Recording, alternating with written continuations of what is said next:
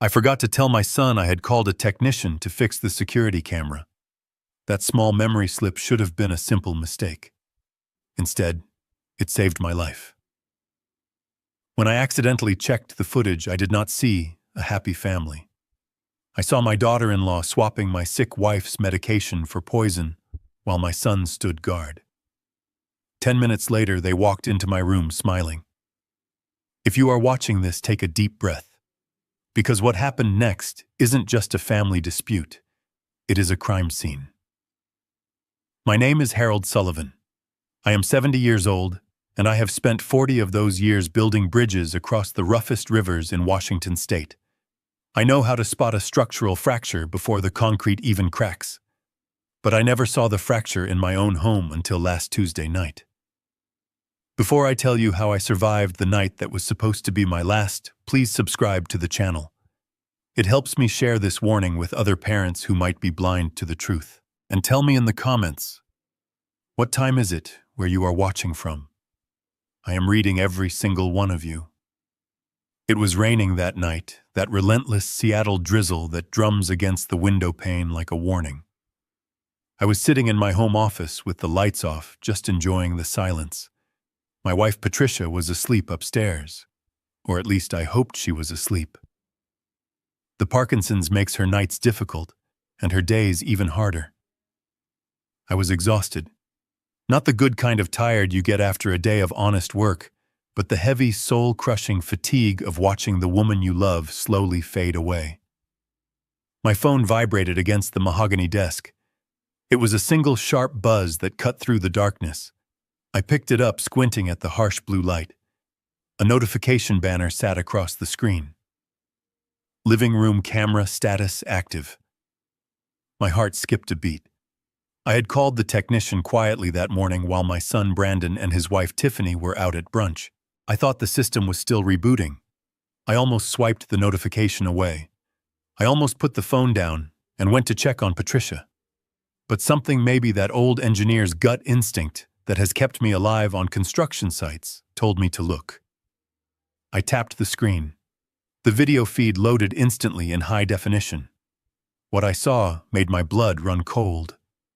There, in the living room I had paid for, sat Tiffany. She looked like the perfect daughter-in-law. Blonde hair pulled back, a soft pastel cardigan, the kind of woman who volunteers at the library. But on the screen, her face was twisted into a look of pure, concentrated malice. She was holding Patricia's medicine bottle, the levodopa, the pills that keep my wife from freezing up like a statue. Tiffany wasn't organizing them. She was dumping them out. I watched in silence as the little yellow tablets bounced onto the carpet. Then she reached into her designer purse and pulled out a plastic bag filled with different pills. Blue ones. Small, round, and unfamiliar. My hands started to shake. I zoomed in on the screen. She was filling the prescription bottle with the blue pills. But it wasn't just her. The camera angle shifted slightly, and I saw a pair of legs standing by the archway leading to the kitchen. It was Brandon, my son, the boy I taught to ride a bike, the man I paid tuition for. He wasn't stopping her. He was watching the front door. He looked pale, sweating even in the air-conditioned house. I turned up the volume on my phone. The audio was crisp. I heard Brandon's voice cracking with fear. "Tiffany, are you sure about this? If Dad finds out, we are done. We go to jail." Tiffany didn't even look up. Her voice came through the speaker like ice. "Stop being such a coward, Brandon. The old man is practically senile. He thinks the camera is broken. He thinks your mother is just getting worse. By the time the ambulance gets here, the blue pills will have dissolved. It will look like a natural decline. Did you get the insurance papers ready?" I felt like I had been punched in the chest. I couldn't breathe. This wasn't a mistake. This wasn't negligence. This was a plan, an execution. They were going to kill Patricia right under my nose and make me believe it was the disease. My grief turned into a hot white rage. I gripped the edge of my desk so hard I thought the wood would splinter. My first instinct was to roar, to storm out there and tear them apart with my bare hands. I stood up my chair, scraping loudly against the floorboards. On the screen, both of them froze. They looked up at the ceiling toward my office. Then, the video feed cut to black as Tiffany snatched the bottle. I heard real sounds now, not from the phone but from the hallway. Footsteps. Fast, heavy footsteps coming up the stairs. They were coming for me. I couldn't let them know I knew, not yet. I had to be the clueless old man they thought I was. If I confronted them now, Tiffany would flush the pills, and I would have no proof. I threw myself onto the leather recliner in the corner and closed my eyes, forcing my breathing to slow down, just as the doorknob turned. The door handle turned slowly, the brass mechanism clicking, with a sound that seemed deafening in the silence of my office. I shifted in the leather recliner, letting my head loll back against the headrest, my mouth slightly open. I had to look like a man who had dozed off while reading the newspaper, not a man who had just witnessed a conspiracy to commit murder. I slowed my breathing, forcing my chest to rise and fall in a heavy rhythmic pattern, even though my heart was hammering against my ribs like a trapped bird. "Hello, Dad." The voice was sweet, sickly sweet, like syrup covering something rotten. I opened my eyes, blinking groggily, putting on the performance of a lifetime. Standing in the doorway were Brandon and Tiffany. They looked like a picture from a magazine advertisement for the perfect family. Brandon held a silver tray with a steaming bowl of soup and some crusty bread. Tiffany stood next to him, her hands clasped in front of her, that fake, concerned smile plastered across her face. It was the same smile she wore at church, the same smile she wore when she told neighbors about her charity work. Now I knew what lay beneath it. I sat up, rubbing my eyes with feigned confusion. "Is it dinner time already? I must have drifted off." My voice sounded raspy, which was good. It fit the character of the tired, aging father they wanted me to be. Tiffany stepped into the room, bringing with her the scent of expensive perfume that suddenly made me nauseous. "You have been sleeping a lot lately, Dad," she said, her tone dripping with a condescending pity. "It is 7 o'clock. We brought dinner up because we did not want to disturb you, but Mom needs her medicine. You know she gets rigid if she misses a dose." Brandon set the tray down on my desk. He refused to look me in the eye. He focused intently on the soup, his hands trembling ever so slightly. My son. The boy I had taught to fish, to drive, to be a man of honor. He was standing there, complicit in this nightmare. I looked at him, searching for any sign of hesitation, any flicker of guilt. But he just kept his head down, a coward hiding in the shadow of his wife. I looked at the tray. Beside the soup bowl sat the orange prescription bottle. My stomach churned. I knew what was inside. Blue pills, haloperidol, a chemical straitjacket that would lock my wife's muscles and shut down her respiratory system. To the untrained eye, it would look like the final tragic stage of Parkinson's. To a coroner who wasn't looking for foul play, it would be a natural death. Tiffany knew this. She had been a nurse for 10 years before she lost her license for stealing narcotics, a detail we had kept private to protect the family reputation. Now she was using that education as a weapon. I reached for the bottle, my hand moving slower than necessary. "I see," I mumbled. "I thought I gave it to her at 4. Tiffany laughed, a short, sharp sound that held no humor. "Oh, Dad, you are getting so forgetful lately. It is worrying. You gave her the afternoon vitamin at 4. This is the evening dose." Dr. Evans was very specific about the timing. "Remember, we talked about this yesterday. She was doing it. She was rewriting reality, gaslighting me, making me question my own memory, so that when things went wrong later, I would blame myself. If I hadn't seen the video footage 5 minutes ago, I might have believed her. I might have apologized. I might have killed my own wife and spent the rest of my life consumed by guilt." The cruelty of it took my breath away.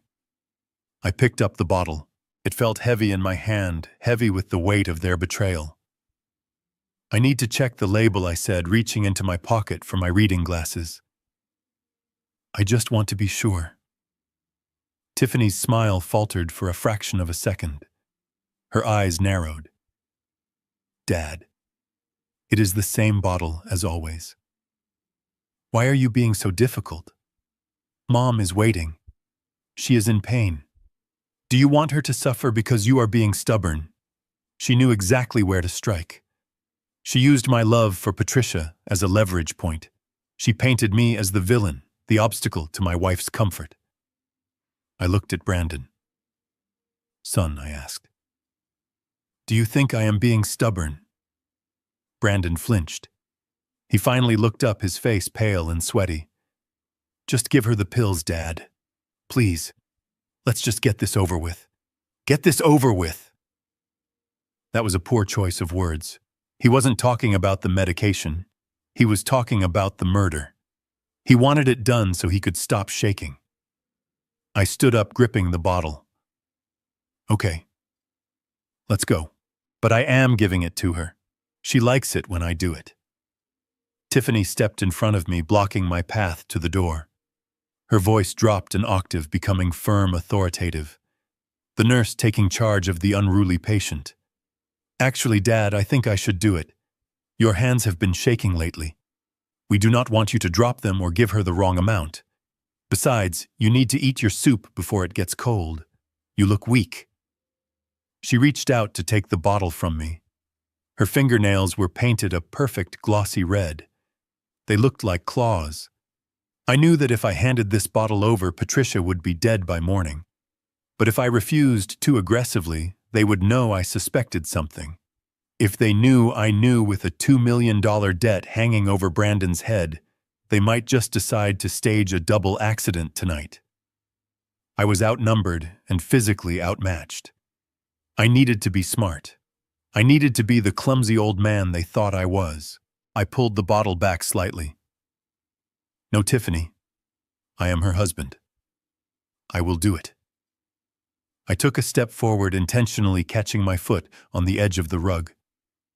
It was a move I had seen actors do 100 times, but I had to make it look real.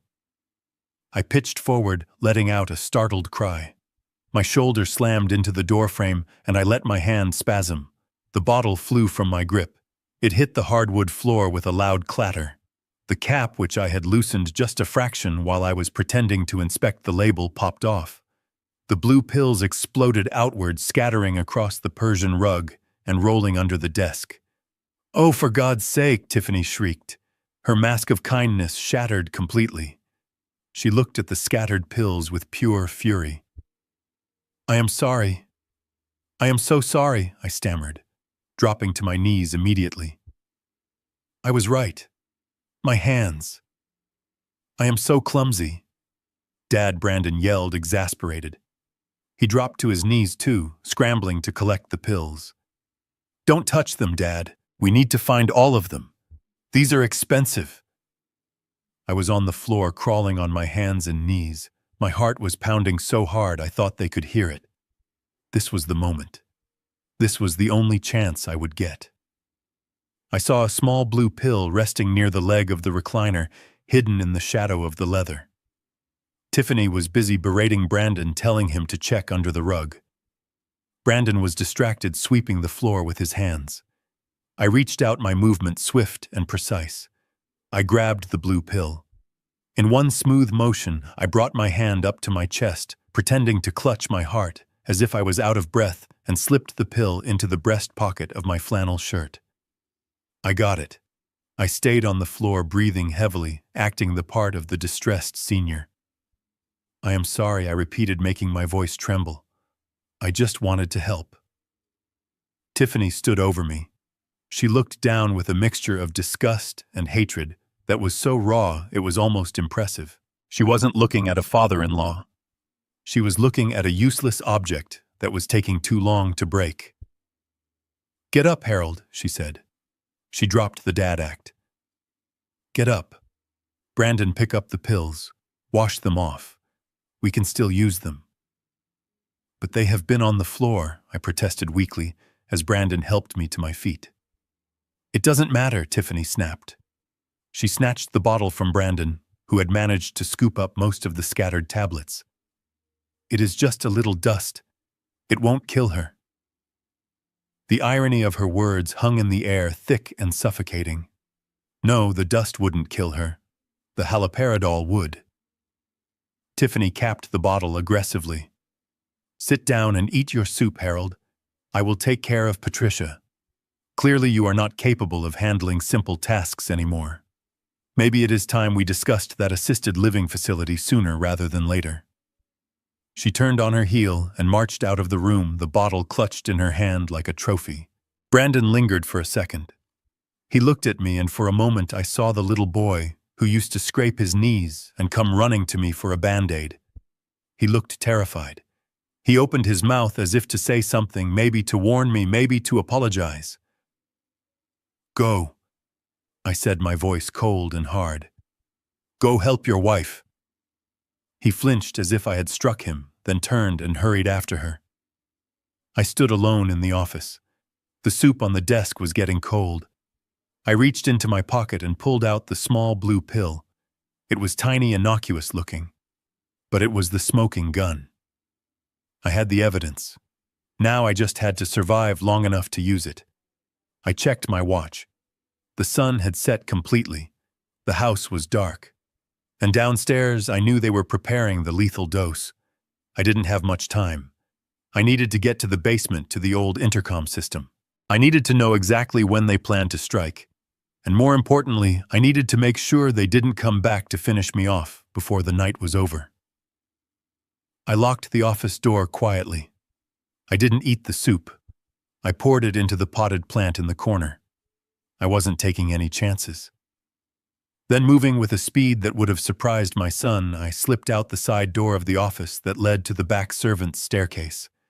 The hunt was on, and they had no idea that the prey had just become the predator. The silence that followed the closing of the door was heavy and suffocating. I stood there for a moment, listening to the retreating footsteps of my son and daughter-in-law. I heard their whispers fade down the hallway, followed by the soft click of their bedroom door closing. Only then did I allow myself to breathe. The air in my lungs felt hot, tainted by the charade I had just performed. I moved quickly to the office door, my hand trembling as I turned the heavy brass lock. The click echoed in the room, a small sound that marked the boundary between their world of lies and my sanctuary of truth. I leaned my back against the wood of the door, closing my eyes for a second. I needed to compose myself. I was a structural engineer. I solved problems. I dealt with facts, with loads, with stress points. I could not afford to be a heartbroken father right now. I had to be a cold, calculating investigator. I pushed myself off the door and walked back to my desk, my legs feeling like they were made of lead. I reached into the pocket of my flannel shirt. My fingers brushed against the small, hard object I had stolen from the floor. I pulled it out and placed it in the center of my desk blotter. Under the warm glow of the desk lamp, the pill looked innocuous. It was small, round, and a pale shade of blue. To anyone else, it was just medicine, but I knew it was a weapon. I opened the top drawer of my desk and retrieved my magnifying glass. It was an old tool, one I had used for decades to inspect blueprints and examine hairline fractures in concrete samples. I never thought I would use it to inspect the instrument of my wife's murder. I leaned over the desk, bringing the glass down until the pill came into sharp focus. The blurry surface resolved into clear, stamped letters and numbers. I memorized the code. I did not trust myself to write it down, fearing I might leave the paper somewhere they could find it. I turned to my computer, waking the screen from its sleep mode. The blue light washed over my face, harsh and clinical. I opened a private browsing window and typed the code into a pharmaceutical identification database. My heart hammered against my ribs, a frantic rhythm that seemed to count down the seconds of my life. The search results loaded instantly. Haloperidol. I stared at the word. I knew it. I did not need to read the description to know that my worst fears were confirmed, but I forced myself to read every line. Haloperidol is a high-potency first-generation antipsychotic. It is used to treat schizophrenia and acute psychosis. I scrolled down to the warnings. The text seemed to scream at me from the screen. Contraindications. severe central nervous system depression, Parkinson's disease. I felt bile rise in my throat. I knew a bit about pharmacology from caring for Patricia over the last 5 years. Parkinson's disease is caused by a lack of dopamine in the brain. That is why she takes levodopa to replace what her body cannot make. Haloperidol works by blocking dopamine receptors. If Tiffany gave this to Patricia, it would not just make her sleep. It would be like shutting off the oxygen to a diver deep underwater. It would lock her body into a state of extreme rigidity. Her muscles would freeze. She would be unable to swallow, unable to move, and eventually unable to breathe. It would look like a sudden catastrophic progression of her disease. Rigidity, akinetic mutism, respiratory failure. It was a cruel, agonizing way to die. And Tiffany, with her nursing background, knew exactly what she was doing. She wasn't just killing my wife, she was torturing her to death. I slumped back in my chair, the strength draining from my body. I looked at the blue pill sitting on my desk. It was no longer just a piece of chemical compound. It was a symbol of pure evil. And my son was part of it. That was the thought that broke me. I spun my chair around, facing the dark corner of the room away from the computer screen. I put my face in my hands and let out a shuddering breath. Brandon. My boy. Images from the past flooded my mind, unbidden and painful. I saw him as a 5-year-old running across the lawn with a scraped knee, crying for me to fix it. I saw him at 10, sitting at the kitchen table, carefully gluing a wingback onto a model airplane because he didn't want it to be broken. I saw him at 16, standing tall in his varsity jacket, promising me that he would make me proud. I remembered a specific afternoon when he was 12. We were fishing down by the lake. He had caught a small perch, but the hook had gone deep. Instead of ripping it out, he had sat there for 20 minutes, gently working it free with tears in his eyes, because he didn't want to hurt the fish. When he finally released it back into the water, he looked at me with those big brown eyes and said, "Life is important, right, Dad?" Where was that boy? Where was the child who cried over a hurt fish? He had been replaced by a man who stood watch while his wife prepared a lethal cocktail for his own mother. He had been replaced by a coward who valued money over the woman who gave him birth. I tried to pinpoint where I went wrong. Did I work too much? Did I give him too much money? Did I shield him from the consequences of his actions so often that he thought he could get away with anything? Even murder, the pain was physical. It felt like a jagged stone in the center of my chest. I wanted to grieve. I wanted to mourn the loss of the son I thought I had. But I couldn't. Not yet. Grief is a luxury for the living, and right now I was fighting to keep us among them. I wiped my face with my rough hands. I had to focus on the why. Why now? Why tonight? Tiffany was evil. I had always suspected that. She was cold, calculating, and materialistic. But Brandon was weak. He was a follower. What kind of pressure was he under that would make him agree to this? As if the universe was listening to my question, my phone buzzed on the desk. It was not the camera alert. It was a different tone, a sharp chime that I had set for financial notifications. I picked up the phone, my eyes adjusting to the brightness. It was a text message from my bank's fraud detection system. Transaction declined. Attempted withdrawal of $5,000 from ATM at the Horseshoe Casino. Card ending in 4498. The card ending in 4498. That was the emergency supplementary credit card I had given Brandon years ago. I had set a limit on it and practically forgotten about it. He hadn't used it in months. $5,000. At a casino ATM. Tonight. I stared at the timestamp. The attempt was made 2 minutes ago. My blood ran cold. Brandon wasn't in his room sleeping. He wasn't comforting his wife. He was likely in the bathroom or the closet, frantically trying to pull cash from a card I paid for. Why would he need $5,000 in cash at 10 o'clock on a Sunday night? You don't need cash for a mortgage payment. You don't need cash for groceries. You need cash for sharks. You need cash for debts that are off the books. I connected the dots. The desperation in his voice I heard on the camera. The sweating, the shaking hands, the rush to get the inheritance. He wasn't just greedy, he was drowning. He had gambled everything away. My son was not just a failure. He was a desperate debtor who had likely borrowed money from dangerous people. And now those people wanted their money back. The realization hit me with the force of a sledgehammer. He was selling us. He was trading his mother's life for a stack of chips to pay off a bookie or a drug dealer. I looked at the notification again. The declined transaction meant he was out of options. He had hit the wall. A desperate man is a dangerous man. If he couldn't get the money from the card and he couldn't get the inheritance quickly enough, what would he do next? A chill went down my spine that had nothing to do with the temperature of the room. I realized that the timeline had just accelerated. They weren't going to wait for the pills to work slowly. If Brandon needed money tonight, or by tomorrow morning, they needed Patricia dead immediately. I was not just dealing with murderers. I was dealing with cornered rats. And I was the only thing standing between them and the cheese. I sat up straight, the grief vanishing, replaced by a cold, hard resolve. I placed the phone back on the desk next to the pill. The evidence was mounting. But so was the danger. I needed to know exactly how deep in the hole he was.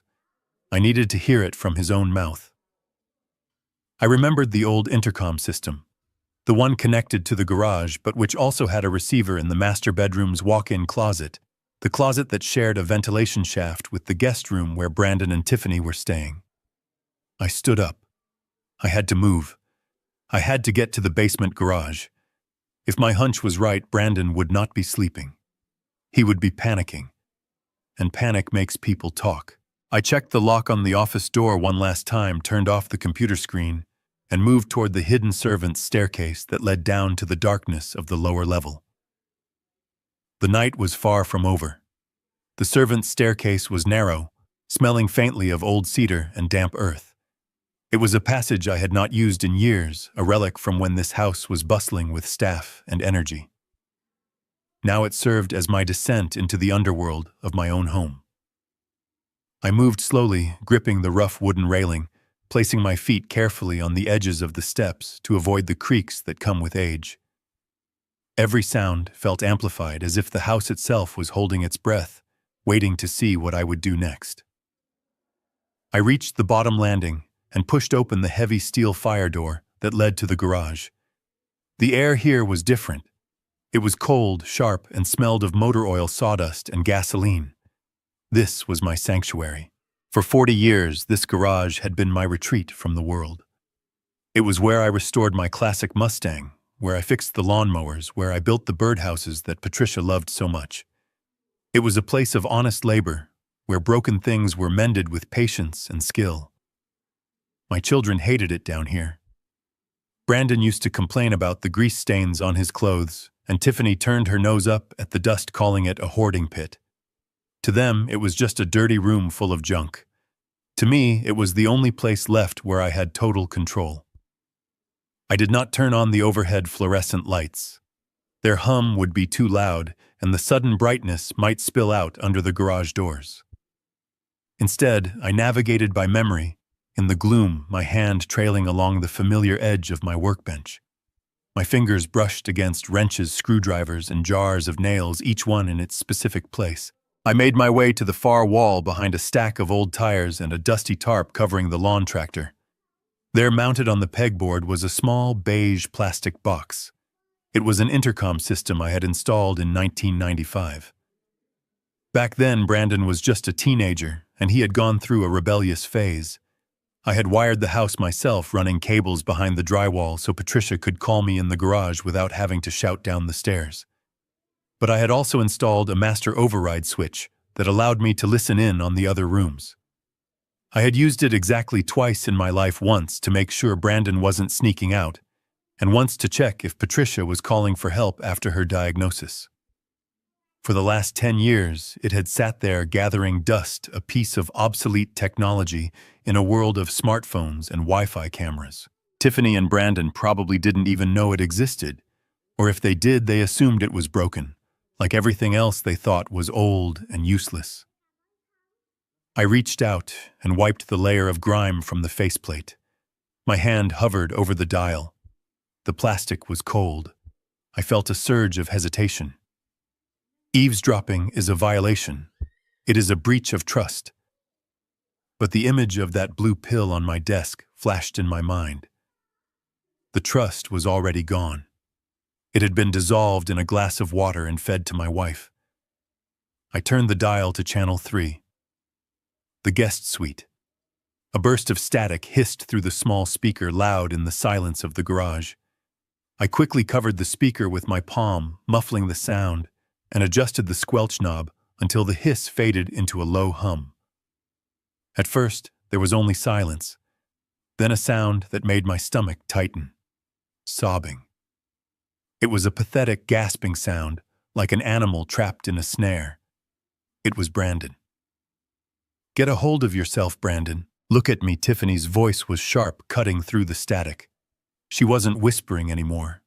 She sounded angry, but beneath the anger I heard something else. Fear. Controlled, calculated fear.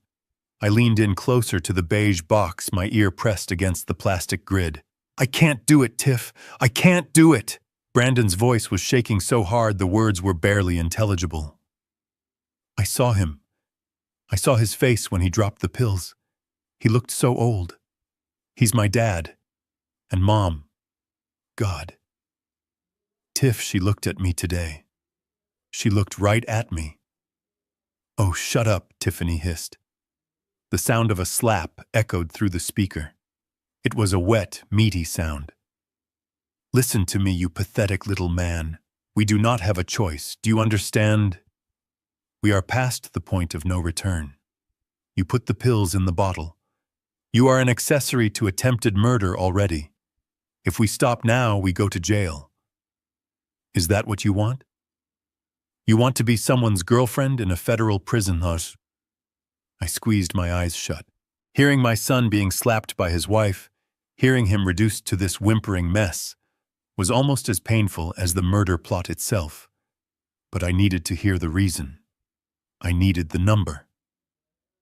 "It is not just jail." Brandon whimpered. His voice dropped to a terrified whisper that I had to strain to hear. "It's the Russians, Tiff. They called me again while Dad was in the bathroom. They know we are here. They said they are tired of waiting." I froze. Russians. This was not just a gambling debt at a local casino. This was organized crime. "How much time did you buy us?" Tiffany asked. Her voice was devoid of sympathy. She sounded like a project manager discussing a deadline. I told them the inheritance is coming. I told them Dad is signing the house over this week. But they said they don't want a house. They want liquid cash. "We will sell the house immediately to one of those cash for homes companies," Tiffany replied quickly. "We will take a hit on the value, but we can get $1 million out of it by Wednesday if the title is in our name. Plus, the life insurance policy on your mother is another $500,000. That covers the interest." "It is not enough," Brandon practically screamed, and then I heard a muffled sound like he was biting into a pillow to stifle the noise. "It is not enough, Tiffany. The interest, it compounded." I tried to win it back. I tried to short the market with the last loan, but I lost it all. There was a silence on the line. A long, heavy silence. "How much?" Brandon Tiffany asked. Her voice was dangerously quiet. I gripped the edge of the workbench so hard my knuckles turned white. $2 million, Brandon sobbed. "I owe them $2 million. I felt the blood drain from my face. $2 million. He hadn't just made a mistake. He had dug a grave so deep he could never climb out. $2 million was more than the house was worth. It was everything I had saved for 40 years. 2 million, Tiffany repeated. I could hear the shock in her voice, but she recovered quickly. Okay. We can still make this work. But we need everything. We need the house, the insurance, and your dad's retirement accounts. We need all of it. But Dad won't sign if Mom is still... Brandon trailed off. Exactly, Tiffany said. Her voice was cold steel now. That is why tonight has to happen. We don't have a week. We don't have days. I leaned closer, my heart pounding in my ears, knowing I was about to hear the death sentence. But what if the pills don't work fast enough? Brandon asked. They will work, Tiffany assured him. Her respiratory system is already weak.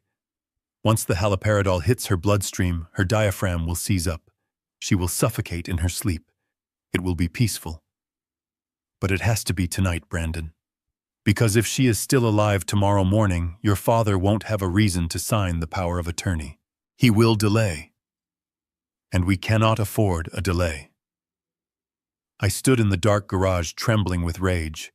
It was a simple equation to them. My wife's life for their debt. Patricia's breath for their safety. I heard Brandon take a deep, shuddering breath. They sent me a picture, Tiff. They sent me a picture of a pair of gardening shears. I held my breath. Monday. Brandon choked out, his voice cracking with absolute terror. They said Monday.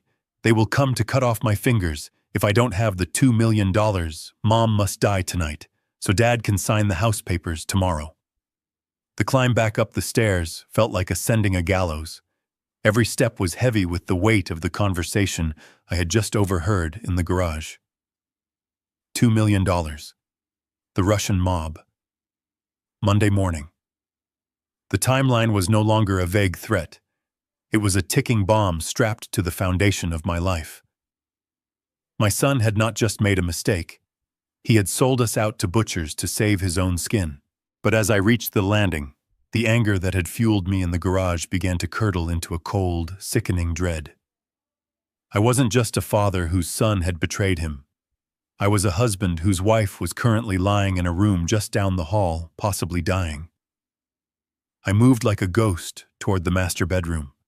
The house was silent, wrapped in the oppressive quiet of the night, broken only by the relentless drumming of the Seattle rain against the roof.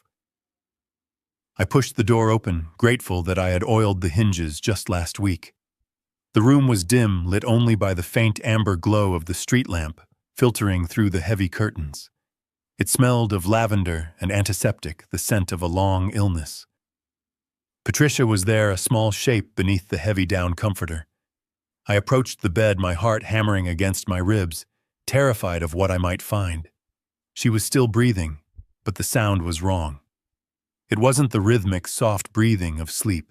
It was ragged and shallow, a wet, rasping sound that caught in her throat every few seconds. I knelt beside the bed, my knees cracking on the hardwood floor, and reached out to touch her hand. Her skin was clammy cold to the touch, but it was the texture of her muscles that made my stomach drop. Her arm, usually soft and frail, felt hard, rigid. I tried to gently massage her fingers, hoping to find some pliability, some response, but they were locked in a claw-like grip. Lead pipe rigidity.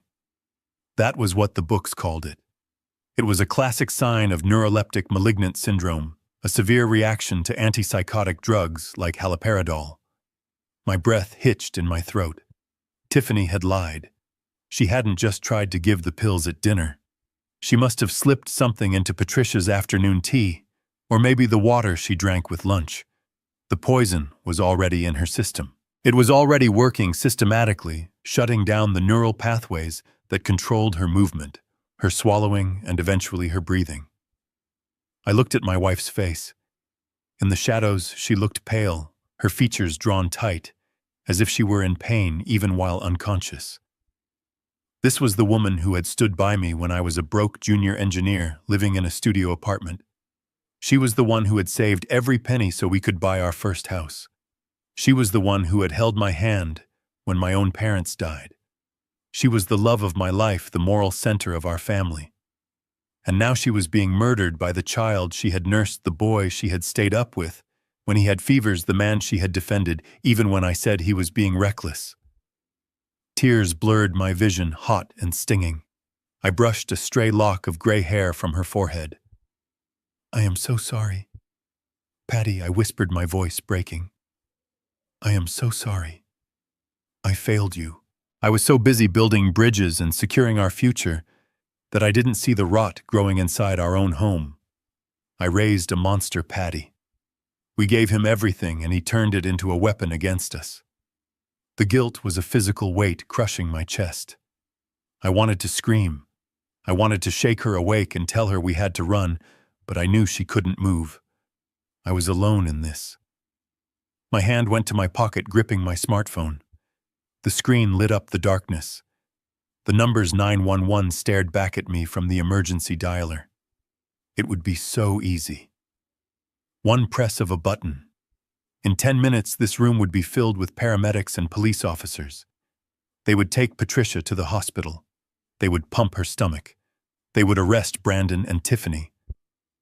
My thumb hovered over the green call button. I could end this nightmare right now. But then the engineer in me took over. The part of my brain that analyzed risk and structural failure kicked in. I froze. If I called the police now, what would happen really happen? They would find a sick elderly woman having a bad reaction to medication. Tiffany would be standing there wearing her nursing scrubs, looking concerned. She would tell the officers that she was just following the doctor's orders. She would say that perhaps Harold, the confused and aging husband, had mixed up the bottles earlier in the day. Or she would throw Brandon under the bus immediately. She would say Brandon gave the meds. She would play the innocent, horrified wife who had no idea her husband was trying to kill his mother. I thought about Tiffany's face on the camera feed, the cold, reptilian calculation. She was smart. She knew the legal system. Without undeniable proof, without catching her in the act, or having a recording of her confessing to the murder plot, it would be her word against mine. And she was a young, articulate white woman with a medical background. I was a distraught 70-year-old man who had just admitted to being confused about pills earlier that evening. There was a terrifying possibility that she could talk her way out of it. She could claim medical error. She could claim accidental overdose. And if she walked free, she would come back. She would sue for guardianship. She would paint me as incompetent. And Brandon. My son was weak. If Tiffany was cornered, she would manipulate him into taking the fall alone. He would go to prison for life and she would disappear with whatever assets she could claw out of the divorce. No. Calling the police now was a gamble I couldn't afford to take. The stakes were not just justice. They were survival. To save Patricia permanently, I had to destroy Tiffany completely. I needed her to tighten the noose around her own neck. I needed the camera to see her do it. I needed the audio of her intent. I needed a confession that no lawyer could ever suppress. I slowly lowered the phone, the light fading from the screen. It was the hardest decision of my life. To wait. To let the woman I love suffer for another hour, to use her as bait in a trap for her killers. I felt like a monster myself. I leaned down and kissed Patricia's forehead. "Hang on, Patty," I whispered. "Just hang on a little longer. I promise you I will make them pay. I will burn their world down for this." Suddenly, Patricia gasped. It wasn't a normal intake of breath. It was a sharp sucking sound, like a swimmer surfacing for air. Her eyes flew open. I jolted back, startled. "Patty." Her eyes were wide, staring up at the ceiling in sheer panic. They darted frantically back and forth, unable to focus on me. The drug was messing with her vision, causing nystagmus. She tried to lift her head, but her neck muscles were locked. She looked like a prisoner in her own body. "Patty, it's me. It's Harry. I am here. She tried to speak. Her jaw worked, grinding her teeth together, but her lips were stiff. A low, guttural moan escaped her throat. It was the sound of pure frustration and terror. She was awake, she was conscious, but she couldn't move. She was trapped in a nightmare, unable to scream. I leaned closer, my ear hovering inches from her mouth. Tell me, Patty. Tell me what you need. She swallowed a convulsing motion that looked painful. Her tongue, swollen and heavy, pushed against her teeth. She forced the air out of her lungs, fighting the paralysis that was creeping down her throat. What? I reached for the glass on the nightstand, but she made a sharp sound in her throat. A refusal. No, not that. I froze my hand midair. What? She wheezed, her voice barely a whisper, breathless and dry. Bitter. The word hung in the air between us. Bitter. She wasn't asking for water. She was telling me about the water she had already drank. Bitter. She repeated, a tear leaking from the corner of her eye and sliding into her gray hair. Blue in water. My blood turned to ice. Tiffany hadn't just swapped the pills. She had dissolved them. She had crushed the haloperidol into Patricia's water glass earlier that afternoon. That was why the reaction was so fast. That was why Tiffany was so confident. The weapon wasn't just in the bottle. It had already been deployed. Patricia looked at me, her eyes pleading. She knew, somewhere in the fog of her illness, she knew something was wrong. She knew the water shouldn't taste like chemicals. She knew her body shouldn't feel like stone. Help me. The desperation in her voice broke the last remnant of my hesitation. I gripped her hand, squeezing the rigid fingers. I am going to help you, Patty. I swear to God. But I need you to be strong. I need you to close your eyes and pretend to sleep. Can you do that for me? She stared at me through confusion, warring with fear. They are coming back, Patty, I whispered urgently. And if they see you awake, they will hurt you. You have to pretend. Please, trust me. She looked at me for a long, agonizing second. Then slowly, with immense effort, she let her eyelids droop shut. Her breathing remained ragged, but she stopped trying to move. I kissed her hand one last time and stood up. I had my confirmation. I had my motivation. Now I needed my shotgun. I turned to leave the room, my movements silent and predatory. I wasn't just an old man anymore. I was the hunter. And the wolves were at the door. I checked my watch. It was 10:30. The main event was about to begin. I slipped out of the room and headed for the darkness of the hallway, my mind racing with the layout of the trap I was about to spring. The time for sorrow was over. The time for violence had arrived. The morning sun did not bring relief. It brought a harsh, exposing light that made the events of the previous night feel like a fever dream. But the weight of the shotgun shell in my pocket was real. The image of my wife lying paralyzed in her bed was real. I had spent the hours between midnight and dawn sitting in the armchair by the window, watching the rain stop and the gray clouds begin to break. I had not slept. I could not sleep. Every time I closed my eyes, I saw Tiffany's face on that camera feed, coolly dispensing death as if she were pouring sugar into tea. Now, as the clock struck 8, I knew it was time to start the performance of my life. I had to be the broken man they wanted me to be. I had to be the senile, overwhelmed old fool who was ready to surrender his kingdom.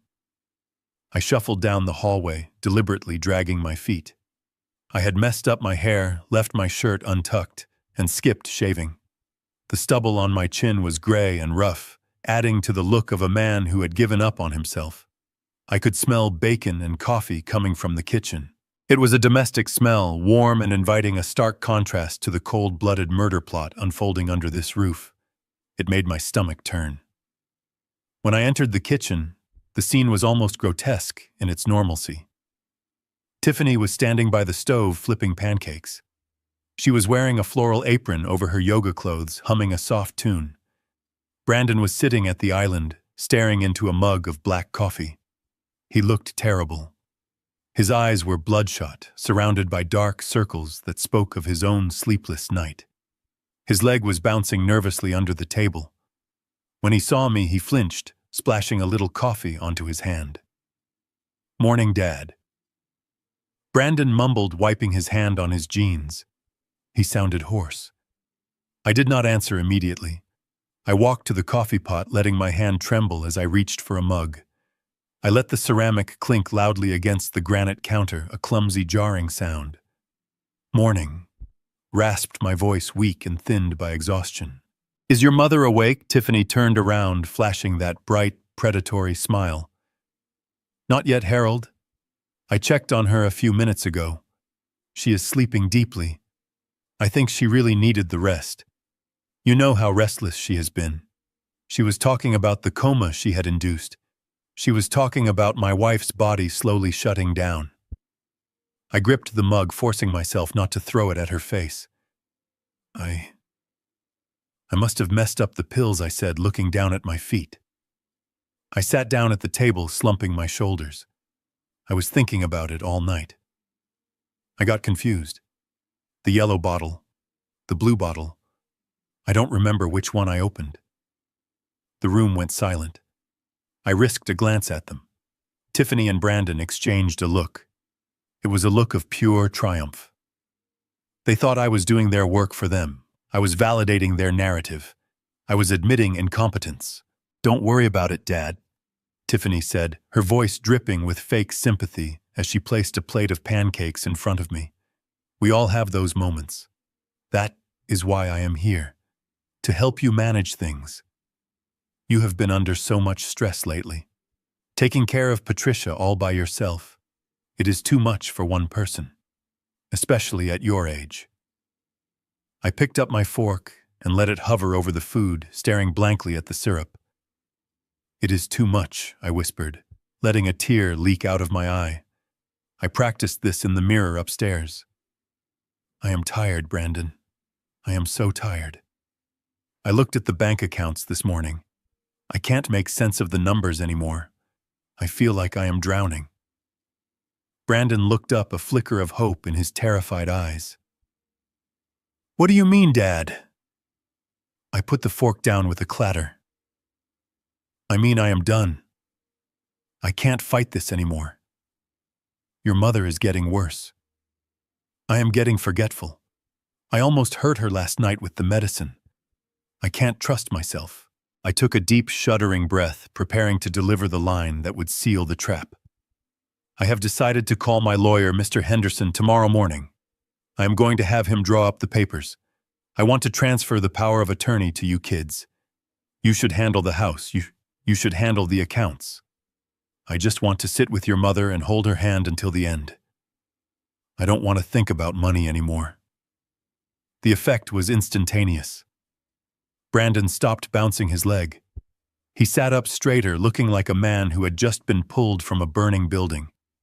The relief on his face was so profound, it was almost pathetic. He thought he was saved.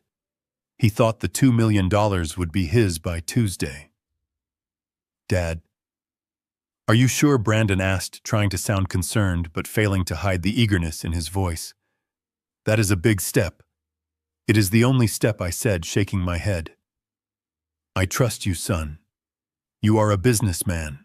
You know how to handle these things better than an old engineer. Take the house.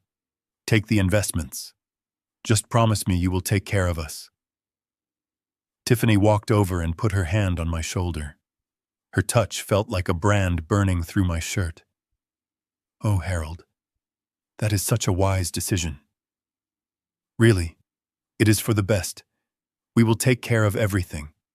You won't have to worry about a single bill. We can get the paperwork started first thing tomorrow." She squeezed my shoulder, and I knew she was already mentally spending my life savings. She was calculating how fast she could liquidate my portfolio. But I wasn't done. I had to make them feel completely secure. I had to make them believe the victory was absolute so they would lower their guard for tonight. I want it to be easy, I mumbled. I don't want any arguments. There won't be any arguments, Dad Brandon said, his voice stronger now. We will handle it. I will call the lawyer myself and tell him to rush the draft. I nodded slowly, picking up my coffee with both hands to hide the fact that my knuckles were white from clenching them. Good. That is good. I took a sip of the coffee. It was bitter, but it gave me clarity. I had just promised them the world. I had just given them the motive to finish the job tonight. If Patricia died tonight, and I signed the papers tomorrow morning in my grief, they would have everything. The timeline was set. But then Tiffany did something I didn't expect. She didn't just go back to the stove. She wiped her hands on her apron and walked over to her purse, which was sitting on the kitchen counter. Actually, Dad, she said, her voice casual, almost too casual. Since we are getting everything in order, there is one small thing we could handle right now, just to save time for tomorrow. My internal radar pinged. Danger. She pulled a folded document out of her bag. It wasn't crisp and new. It looked like she had been carrying it around for days, waiting for the right moment. She smoothed it out on the table in front of me. What is this? I asked, peering at it without my glasses. It is just a standard medical form, Tiffany lied smoothly. She pulled a pen from her pocket and clicked it. Since you admitted you are confused about Mom's meds, and since her condition is deteriorating so fast, the doctors need to know what your wishes are. This just says that if she has an episode, if her heart stops or she stops breathing, we shouldn't traumatize her with aggressive machines. It says we should let her go peacefully. I looked down at the paper. The text was dense, but the title at the top was bold and clear even to my blurred vision. Do not resuscitate order. And below that, refusal of emergency intervention. My blood ran cold. She wasn't just waiting for the poison to work. She was ensuring that if I called 911, the paramedics would be legally stopped from saving Patricia's life. If I signed this and the haloperidol stopped my wife's heart, no one could perform CPR. No one could intubate her. Tiffany was trying to legalize the murder before it even finished happening. It is just a formality, Harold, Tiffany said, pushing the pen into my trembling hand. She smiled, but her eyes were cold, dead sharks swimming in blue water. Since you are giving us control tomorrow, you should sign this today. It is what Patricia would want. She wouldn't want to suffer, would she? Just sign right here at the bottom, and we can all relax. I stared at the tip of the pen. I stared at the line where my signature was supposed to go. I felt Tiffany's gaze boring into the top of my head. I felt Brandon holding his breath. This was the cliff edge. If I refused, the senile old man act would crack. If I signed, I was signing my wife's death warrant. The Sunday evening air was thick and heavy, hanging over the house like a wet wool blanket. I sat in the living room pretending to read a book, but my eyes never moved past the first sentence of the page. The silence in the house was not peaceful. It was the held breath of a predator waiting to strike. Upstairs, my wife was lying in a drug-induced coma, fighting for every breath, while her killers paced the floorboards above my head. I could hear their muffled footsteps back and forth, back and forth. They were waiting for Monday morning. They were waiting for me to sign the papers. But the universe had other plans, and the timeline was about to shatter. At 8:10, the darkness of the driveway was sliced open by the blinding white beams of halogen headlights. A large black SUV pulled up to the front gate, not slowing down, not hesitating. It rolled right up to the front steps, the tires crunching loudly on the gravel. This was not a delivery driver. This was not a neighbor. This was an invasion. I heard a gasp from the top of the stairs. I looked up to see Brandon peering through the hallway window.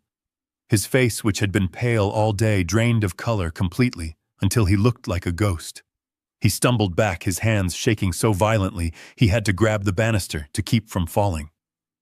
"It is them," he squeaked, his voice cracking into a high-pitched whine of pure terror. "Oh God, Tiffany, it is them, they are here early." Tiffany appeared beside him, her face tight with anger. "Who is here? Who is it, Brandon? The Russians!" Brandon hyperventilated, his knees actually knocking together. He looked around wildly like a trapped rat looking for a hole. "I can't talk to them. I don't have the money yet." "They will take my fingers, Tiffany. They said they would cut them off right here in the house." He did not look at me. He did not think about protecting his mother or his father. He spun around and ran into the guest bedroom, and a second later I heard the door to the walk-in closet slam shut. My son, the man I had raised to stand tall, was cowering among the winter coats while strangers marched up to our door.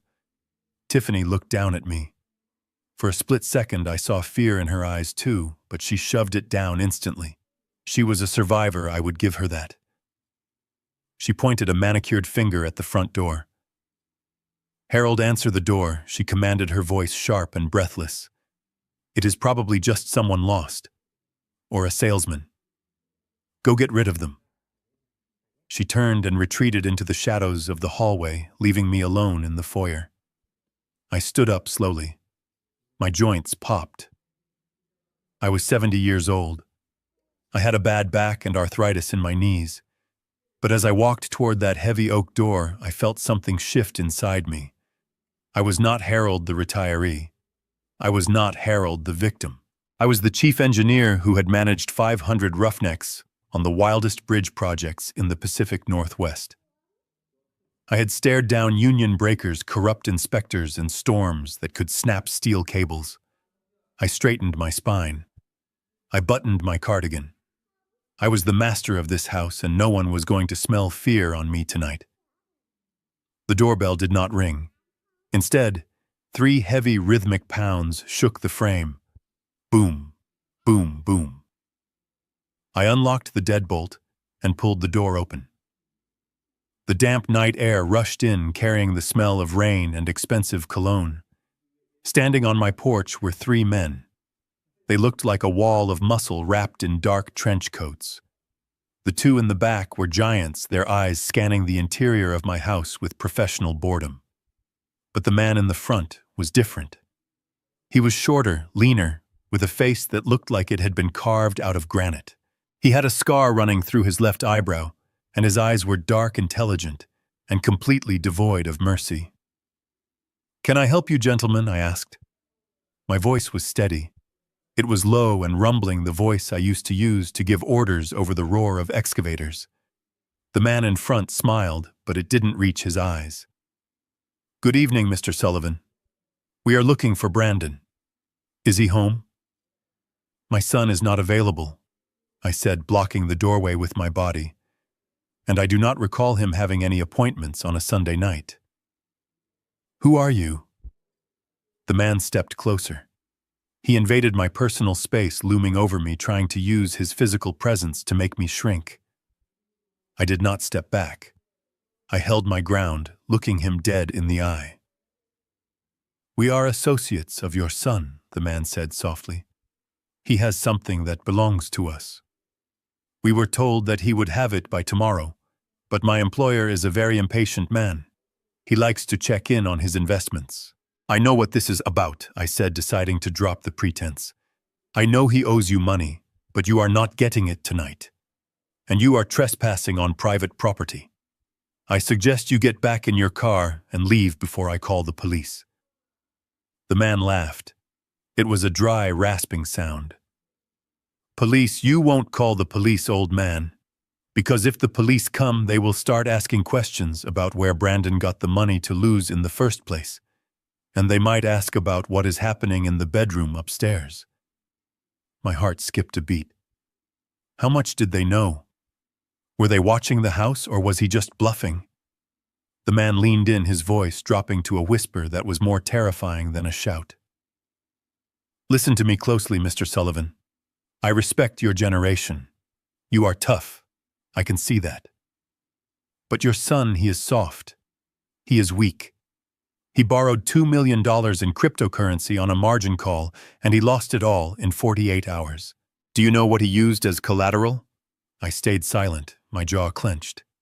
He didn't have any assets, the man continued, enjoying the look on my face. So he used a guarantor. He signed a contract stating that he had full power of attorney over this estate. He pledged this house. He pledged your retirement accounts. And he pledged your life insurance policies. The rage flared up in my chest, hot and blinding. Brandon hadn't just waited for us to die. He had already sold our deaths to the highest bidder. He does not have power of attorney, I said through gritted teeth. Not yet, the man replied calmly. But he told us he would have it by Monday morning. He said nature was taking its course. He said there would be a tragedy in the family tonight. The man looked up at the ceiling toward the room where Patricia lay. We are not unreasonable, Mr. Sullivan. We just want to get paid. If Brandon pays us tomorrow, we go away. But if he doesn't, well, we have to liquidate the collateral. That means we take the house. We take everything. And since your son put your lives on the line, we might have to collect on that too. He reached into his coat pocket. I tensed, ready to swing the heavy brass door knocker at his head if he pulled a weapon. But he pulled out a cigar cutter. He clicked it open and shut. Snap, snap. You have 24 hours, the man said.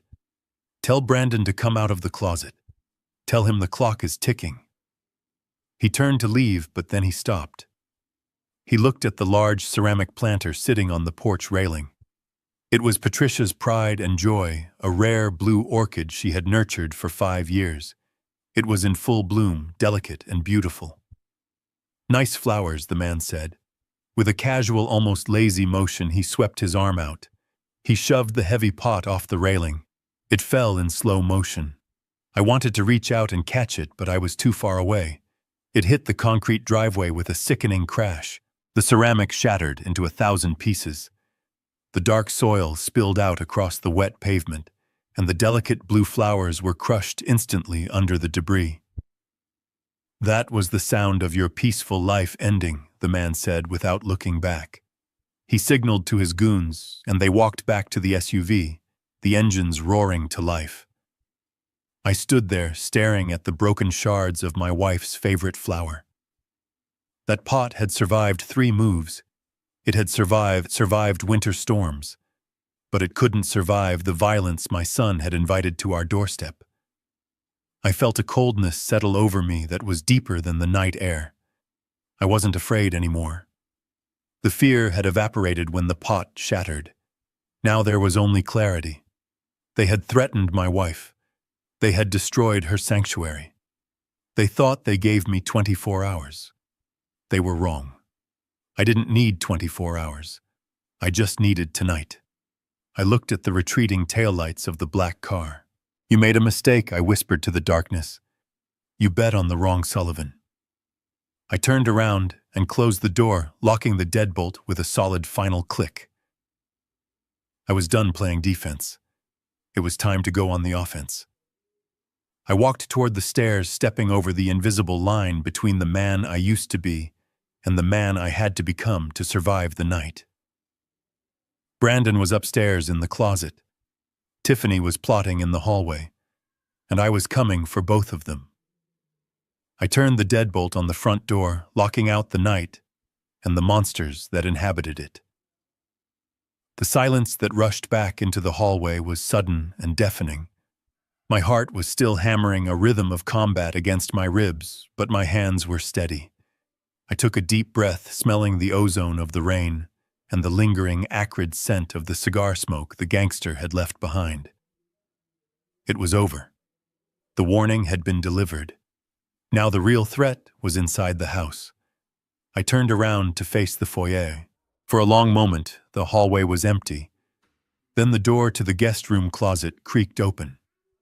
It was a slow, hesitant sound, like a coffin lid being lifted. Brandon emerged. He looked wretched. His designer shirt was rumpled and stained with sweat. His hair was plastered to his forehead. He did not look like a 35-year-old man. He looked like a terrified child who had broken a vase and was waiting for the punishment. But as he looked at me, his expression shifted. It wasn't relief I saw in his eyes. It was resentment. He stumbled toward me, wiping his nose with the back of his hand. "Are they gone?" he whispered, his voice trembling. "Did you get rid of them?"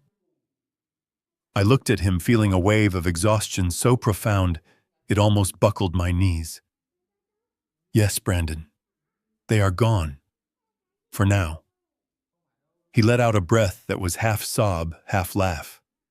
"Oh, thank God. I thought they were coming inside.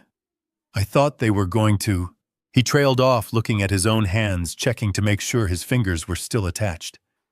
Then the fear in his eyes hardened into something ugly. He looked up at me and his face twisted into a scowl. "Why didn't you pay them, Dad?" The question hung in the air, absurd and poisonous. I blinked, sure I had misheard him. "Excuse me, you heard me," Brandon snapped. His voice gained strength, fueled by a sudden irrational anger. "You have the money. I know you do. You have retirement accounts. You have stocks. You have equity in this house. Why did you just stand there and let them threaten me? Why do you have to be so stingy?" I stared at him. The world seemed to tilt on its axis. My son, who had gambled away a fortune, who had brought killers to my doorstep, was standing in my hallway, accusing me of being cheap. "Brandon," I said, my voice low and dangerous, "you owe $2 million.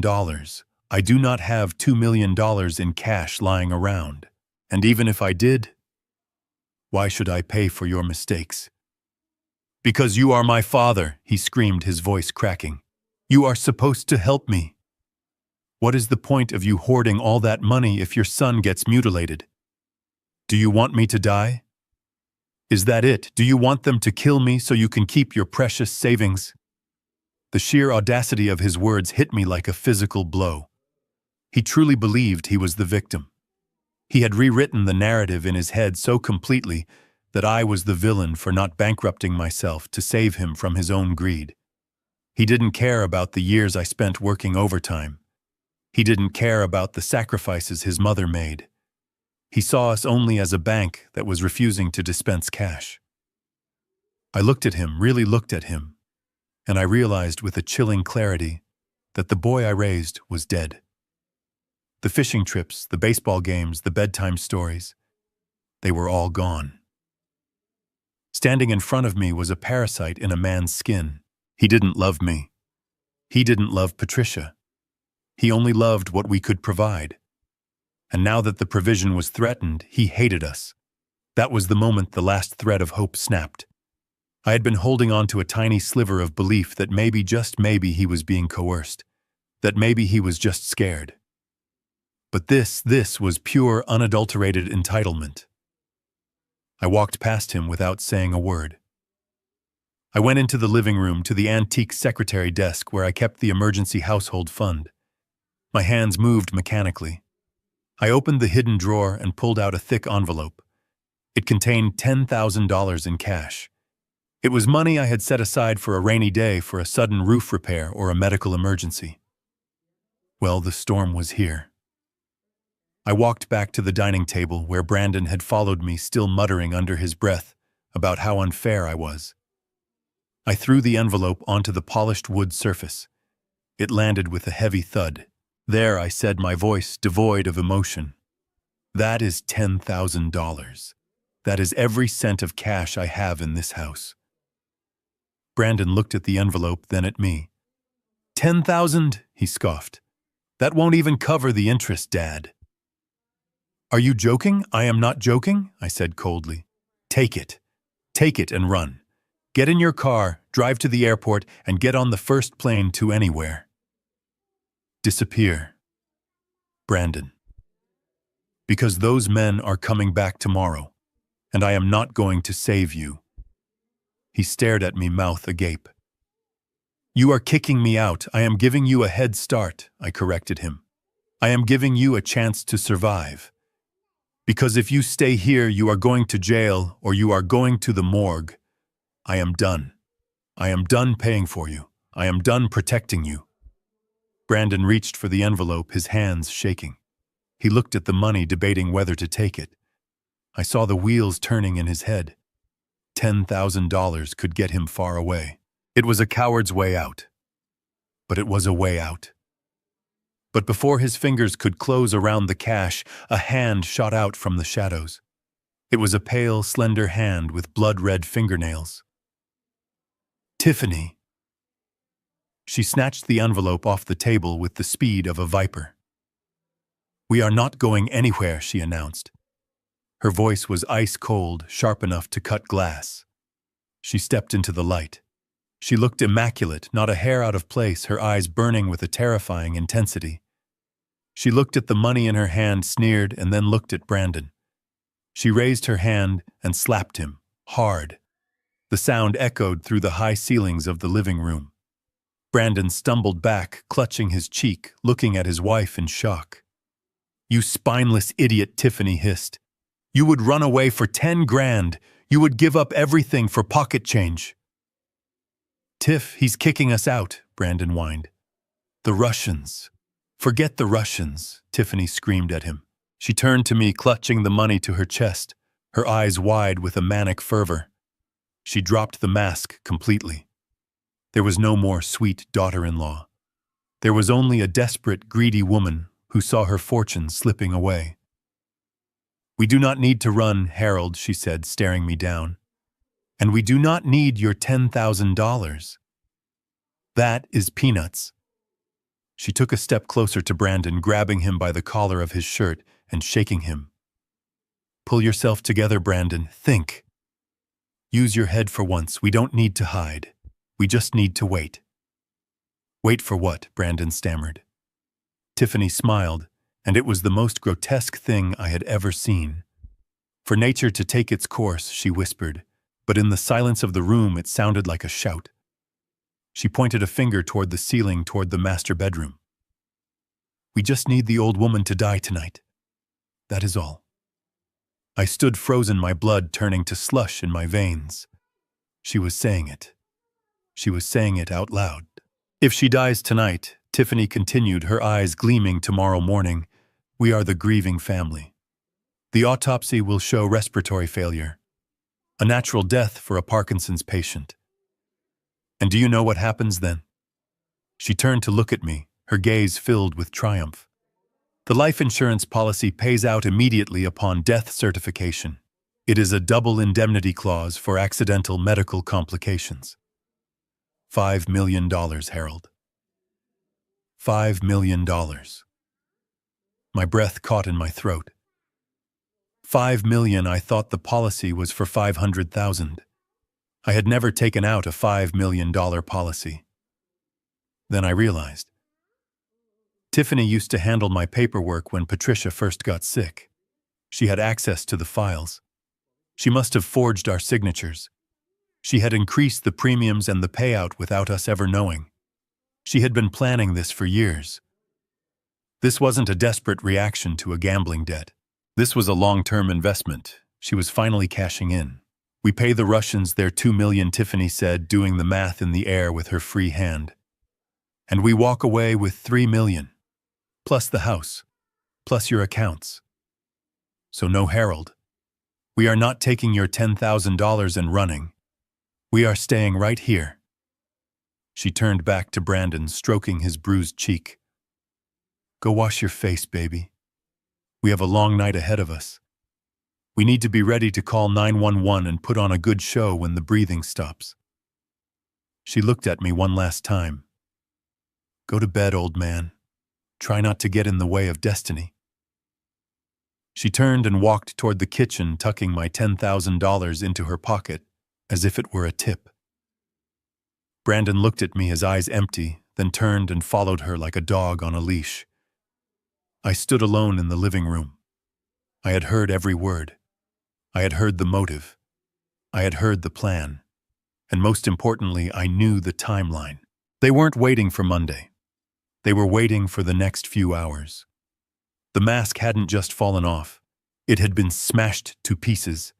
And beneath it, I finally saw the true face of my enemy.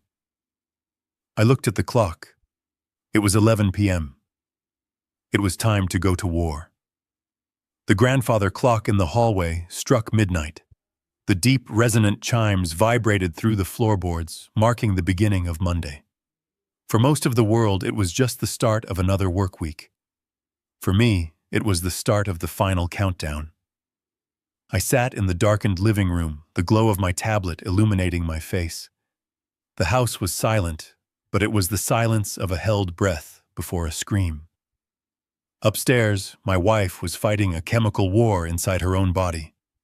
Down the hall, my son and his wife were waiting for her to lose that war. But they had made a critical error in their calculations. They forgot who built this house. I looked down at the tablet in my hands. To Tiffany and Brandon, the smart home features I had installed over the years were just convenient gadgets for turning on lights or playing music. To me, they were a nervous system, and tonight I was waking it up. I opened the developer console on my custom security app. This wasn't the standard interface you get from a store-bought system. This was code I had written myself, a hobby that had turned into an obsession as I got older. I bypassed the standard user protocols and accessed the root command. I initiated the silent lockdown sequence. With a series of soft, barely audible clicks, the magnetic locks on the exterior doors engaged. I disabled the keypad entry from the outside. No one was coming in, and more importantly, no one was getting out. If things went wrong tonight, if I failed, I wanted to make sure they couldn't just run away with the money. They would be trapped here with the consequences. Next, I activated the interior motion sensors. I adjusted the sensitivity to maximum. I wanted to know if a mouse scurried across the floorboards. I linked the sensor data to the cloud server, setting up a redundant backup stream. Tiffany was smart. She knew where the physical hard drive for the cameras was located in the basement. She probably planned to destroy it after the deed was done. But she didn't know about the off-site server I rented in Oregon. Every second of video, every decibel of audio, was being uploaded instantly. There would be no missing footage. There would be no corrupted files. The truth was being etched into the digital stone of the internet, forever beyond her reach. I typed in the final command. Live stream broadcast. Status standby. I set the trigger to my heart rate monitor. If my pulse went above 140 beats per minute, the heart rate of a man in combat, the system would automatically start broadcasting the feed to a private server accessible by the Seattle Police Department and my lawyer. It was a dead man's switch. If they killed me, the evidence would be in the hands of the authorities before my body hit the floor. I set the tablet down on the coffee table. The digital preparations were complete. Now I needed to prepare for the physical reality of violence. I stood up, my knees protesting with a sharp ache, and walked over to the antique bookshelf in the corner. To the casual observer, it was just a collection of engineering encyclopedias and history books. But I reached behind the third volume of the History of Civil Engineering and pressed a small hidden latch. The false panel clicked open. Inside, wrapped in an oil-stained cloth, was my father's Remington shotgun. It was a 12-gauge pump action, a relic from a different time, a tool for hunting deer in the deep woods. I hadn't fired it in 20 years. The last time I used it, I was teaching Brandon how to aim. I remembered the way he flinched at the recoil, the way I had put my hand on his shoulder to steady him. The memory tasted like ash in my mouth. I unwrapped the cloth. The smell of gun oil and old steel filled my nose. It was a heavy, cold scent, the smell of finality. I checked the mechanism. It slid back and forth with a smooth, deadly clack.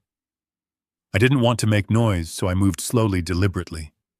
I reached into the box of shells at the bottom of the compartment. The red plastic casings felt cool in my hand. I loaded them one by one. Click, click, click. 3 shells. 1 for the warning, 2 for the defense. I prayed to a God I hadn't spoken to in years that I wouldn't have to use them. But I was done taking chances. I was done being the victim.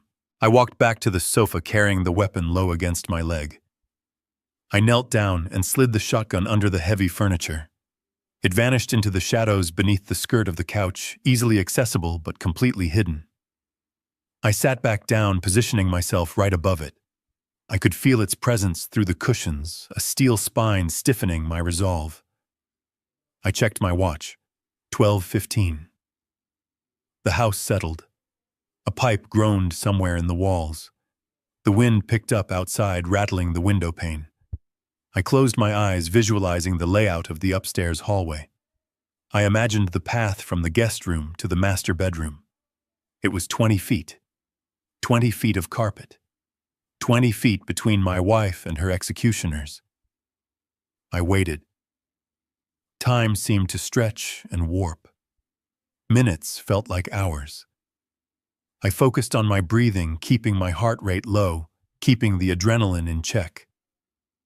I needed to be sharp. I needed to be ready to act the moment the trap was sprung. Then it happened. My smartwatch buzzed against my wrist.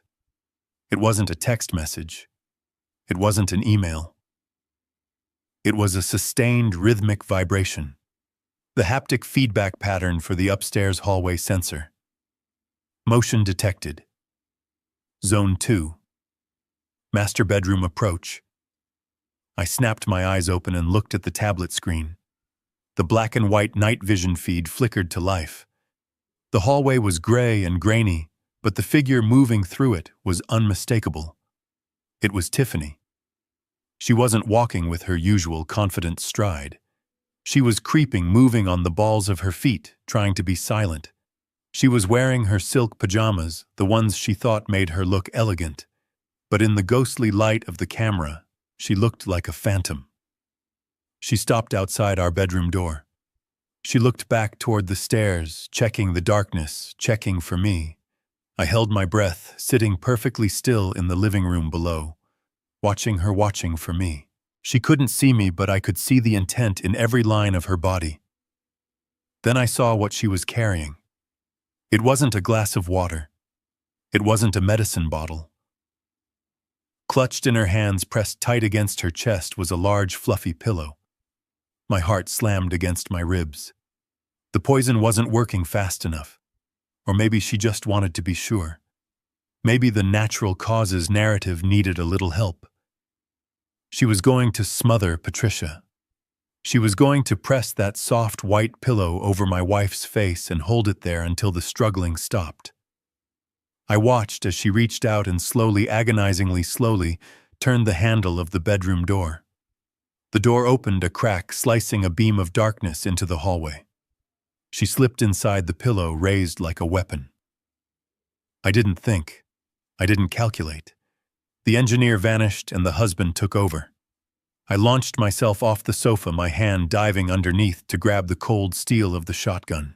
I pumped the slide. The sound was loud, mechanical, and terrifyingly violent in the quiet house. Clack, clack. I wasn't the prey anymore. I was the one knocking at the door. I turned toward the stairs and began to run. The 20 feet of hallway felt like 20 miles. My lungs burned not from exertion, but from the sheer suffocating panic of knowing that every microsecond counted. I didn't just hear the silence of the house anymore. I heard the phantom sound of my wife gasping for air beneath a wall of feathers. I reached the top of the stairs, my momentum carrying me forward like a freight train. I skidded to a halt just outside the master bedroom door. The door was ajar, a sliver of darkness cutting through the dim light of the hallway. Through that crack I saw it, the image that will haunt me until my dying day. Tiffany was leaning over the bed. She wasn't checking a pulse. She wasn't adjusting a blanket. She was putting her entire body weight onto a king-sized down pillow, pressing it down over Patricia's face. My wife's arms were pinned at her sides by the sheets, but I could see her legs thrashing feebly under the comforter, a desperate, silent struggle for survival. The rage that exploded in my chest was blinding. It wasn't the cold calculation of the engineer anymore. It was the primal roar of a protector. I didn't think about the plan. I didn't think about the camera. I just reacted. I slammed the door open with my shoulder, the wood cracking against the wall with a sound like a gunshot. "Get away from her!" My voice tore through the room, raw and thunderous. Tiffany jumped as if she had been electrocuted. She snatched the pillow away from Patricia's face, clutching it to her chest like a shield. She spun around, her eyes wide with shock, her chest heaving. For a split second, I saw the truth on her face, the pure, unadulterated guilt of a killer caught in the act. But Tiffany was a chameleon. In the blink of an eye, the mask slammed back into place. Her features softened. Her posture slumped into a performance of exhaustion and concern. "Dad," she gasped, her voice trembling with fake adrenaline. "You scared me. Keep your voice down." I stepped into the room, my hands shaking, not with fear, but with the urge to strangle her. I looked at Patricia. My wife was gasping, taking in great ragged gulps of air. Her face was flushed sweat matting her gray hair to her forehead. She was alive, but barely. "What were you doing?" I growled, taking a step toward Tiffany. "You were smothering her. I saw you." Tiffany took a step back, raising the pillow defensively. "Are you crazy, smothering her?" Harold, look at her. She was choking on her own saliva. She couldn't breathe. I was trying to prop her head up with the pillow to open her airway. "I saved her life." "Liar!" I screamed, pointing a trembling finger at her. "You were pressing it down. You were killing her!" "You are confused!" Tiffany shouted back, her voice gaining that sharp, manipulative edge. "You are seeing things, Harold, just like you were confused about the pills. You are hysterical." She was doing it again, twisting reality, making me the villain in my own tragedy. But this time I wasn't buying it. I looked around for a weapon. I had left the shotgun in the hallway hidden behind the linen closet door as a backup, realizing that bringing a firearm into a struggle might result in an accidental discharge that could hit Patricia. I needed something blunt, something immediate. My eyes landed on the corner of the room near the wardrobe. My old aluminum baseball bat. I kept it there for security, a habit from years ago. I lunged for it. My fingers closed around the cold metal grip. It felt solid, real.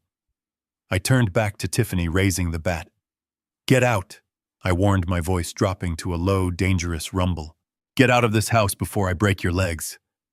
Tiffany's eyes widened. She saw the bat. She saw the look in my eyes. She knew the game of words was over.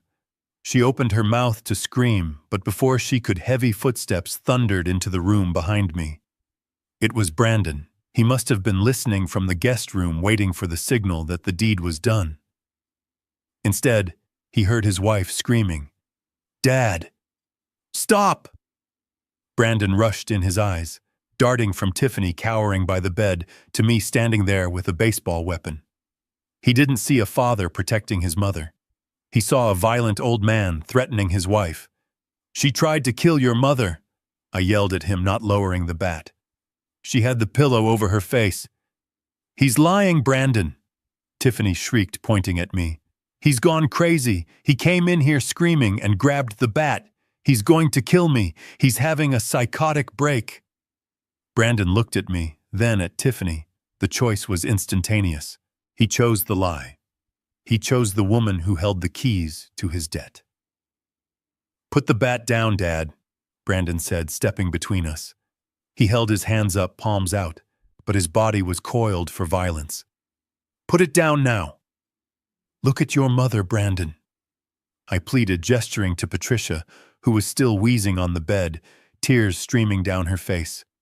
"Look at her. Does she look like she was being helped?" Brandon refused to look at the bed.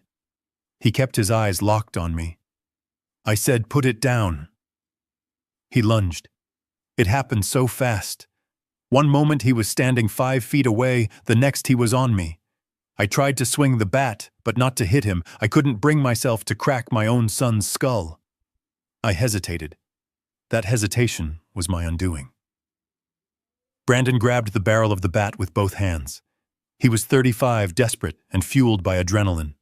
I was 70, tired and heartbroken. He wrenched the bat sideways, twisting my wrists painfully. "Let go," he grunted, shoving me backward. I lost my grip on the bat. The force of his shove sent me reeling. My feet tangled in the thick Persian rug. I flailed, reaching out for something to break my fall, but there was nothing but air. I fell backward hard. The back of my head slammed into the sharp mahogany corner of the nightstand. A blinding flash of white light exploded behind my eyes. Then a sickening crack echoed through the room. I hit the floor. The world spun violently. Pain, hot and searing, radiated from my skull down my neck. I tried to lift my head, but my body wouldn't obey. A warm, wet sensation began to spread through my hair, pooling quickly on the hardwood floor. Blood. "Oh my God," Brandon whispered. My vision blurred. I saw Brandon standing over me, the bat hanging loosely in his hand. He looked horrified. "What did you do?" Tiffany asked. Her voice wasn't scared anymore.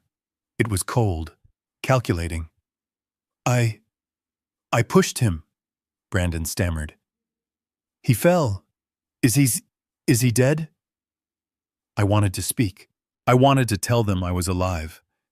But a wave of darkness washed over me, heavy and irresistible. I couldn't move my arms. I couldn't open my mouth. I just lay there, staring up at the ceiling, watching the room dim, as if someone were slowly turning down a dimmer switch. Tiffany walked into my field of vision. She looked down at me. She didn't check my pulse. She didn't call for help. She nudged my leg with her foot. "It doesn't matter," she said softly. "This makes it easier. 2 accidents in one night. A tragedy." I saw her turn back toward the bed, toward Patricia. "Finish it," she told Brandon. "I'll handle the old man." I tried to scream, but only a silent darkness came out. I lay motionless, bleeding out on the floor of the bedroom I had built, forced to watch the final act of their betrayal through eyes that were rapidly glazing over. The trap had backfired. I was down, and my wife was alone. The darkness that swallowed me was not peaceful. It was a swirling, nauseating vortex of pain, centered right at the base of my skull. I felt the cold hardness of the wooden floor against my cheek, and the sticky warmth of my own blood pooling around my ear. I wanted to drift away. I wanted to let the blackness take me, because the reality of what had just happened was too heavy to bear. My own son had raised his hands against me. He had chosen her. He had chosen the money. But I could not fade away. Not yet.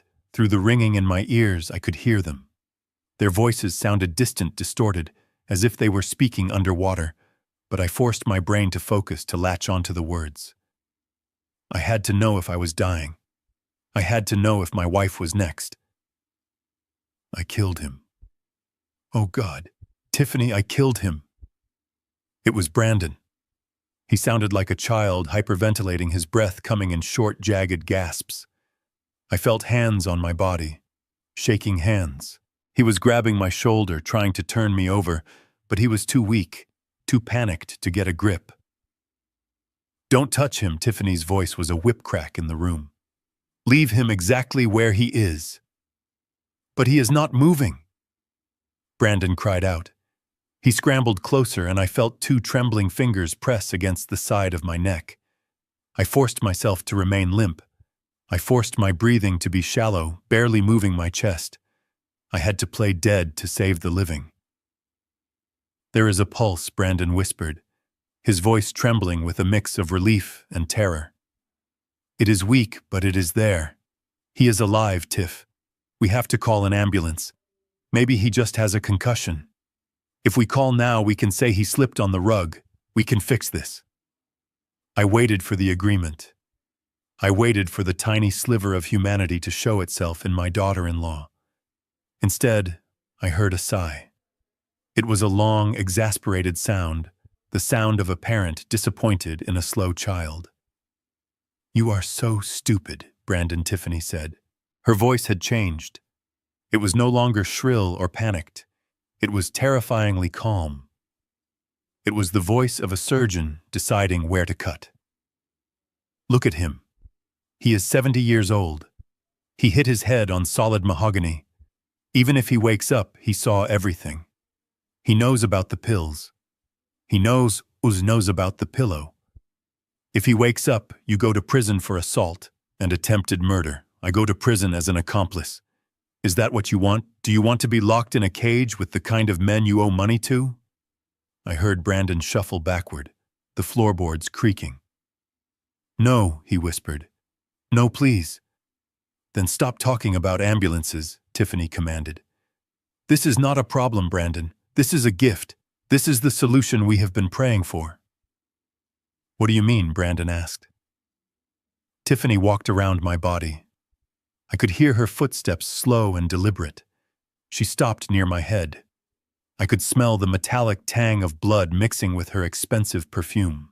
Think about the narrative, she said softly. It is perfect. The tragedy of the Sullivan family. The devoted husband, exhausted and confused, tries to help his sick wife in the middle of the night. He slips. He falls. He hits his head. A tragic fatal accident. She paused, letting the image sink in. And the wife, the poor invalid wife, sees the love of her life die right in front of her. The shock is too much. Her heart, already weakened by her condition, gives out. She dies of a broken heart. It is poetic, Brandon. The police will eat it up. The insurance company will pay out double for the accidental death of your father. We don't just clear the debt. We walk away with everything. I felt a chill that had nothing to do with blood loss. She was improvising a double homicide on the spot. She wasn't just evil.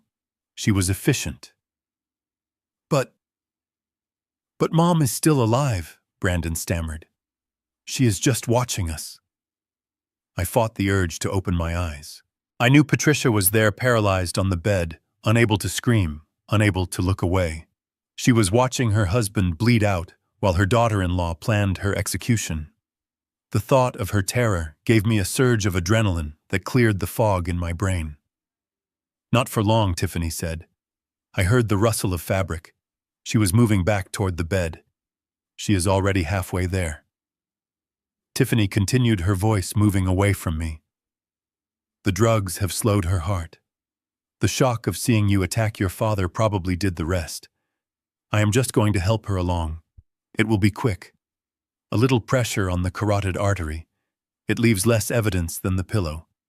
It will look like cardiac arrest. Tiff, don't, Brandon pleaded, but his voice was weak. He was broken. He was standing there, letting it happen. Turn around, Brandon, Tiffany said soothingly. If you can't watch, just turn around. Go look out the window. Watch for the police. Let me handle the dirty work. I am doing this for us. I am doing this for your fingers. Do you want to keep your fingers? There was a silence. Then the sound of Brandon walking away. He walked to the window. He turned his back on his mother. I was the only one left. I was the only thing standing between Patricia and death. I tried to summon the strength to move. I tried to command my legs to stand up, but my body felt disconnected. The blow to my head had scrambled my motor functions. I twitched my fingers, scratching the wood floor, but I couldn't lift my torso. I was trapped in a prison of flesh, forced to listen as the killer approached the bed. I heard Patricia make a sound. It was a high, thin whine trapped in her throat. It was the sound of a woman begging for her life. Shh, Patricia, Tiffany whispered. It is okay. You are going to a better place. You are going to be with Harold. He is waiting for you. Just close your eyes. It is time to sleep. I heard the mattress creak as Tiffany leaned over. I could imagine her hands, those manicured hands, reaching out for my wife's throat. I strained every muscle, screaming internally, trying to force my adrenaline to override the concussion. My heart slammed against my ribs like a trapped bird. Thump, thump, thump. It was beating so fast it felt like it was going to explode. 140, 150, 160, and then the house answered me. It started with a low hum, followed by a sharp digital chime that echoed from every corner of the room, from the hallway, from the living room downstairs. It was the sound of the smart home system waking up from its silent vigil. The lights in the bedroom, which had been dim, suddenly flashed bright red, then white, then red again. A pulsing emergency beacon. Tiffany gasped and jumped back from the bed. "What the hell?" Brandon spun around from the window. "What did you do?" Then the voice filled the room. It wasn't the soft, polite voice of the virtual assistant we used to check the weather. It was a cold, synthesized masculine voice, the voice of authority, the voice I had programmed for the worst-case scenario. Warning: biometric anomaly detected. User Harold Sullivan. Heart rate critical. 165 beats per minute.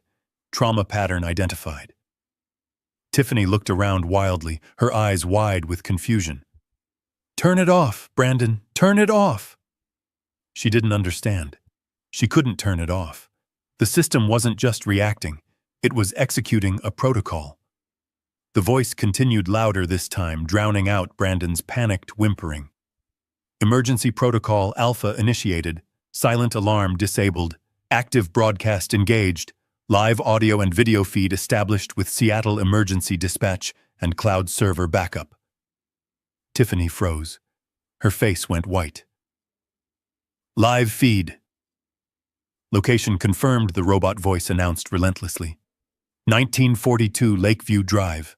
Situation: domestic disturbance. Possible homicide in progress. Police units have been notified. Estimated time of arrival, 3 minutes. 3 minutes. The words hung in the air like a physical barrier. Tiffany looked at the ceiling, looking for the camera she couldn't see. She looked at Brandon, who was sliding down the wall in terror. And then slowly she looked down at me. My eyes were open. I wasn't playing dead anymore. I was looking right at her, and even through the blood and the pain, I managed to curl my lip into a smile.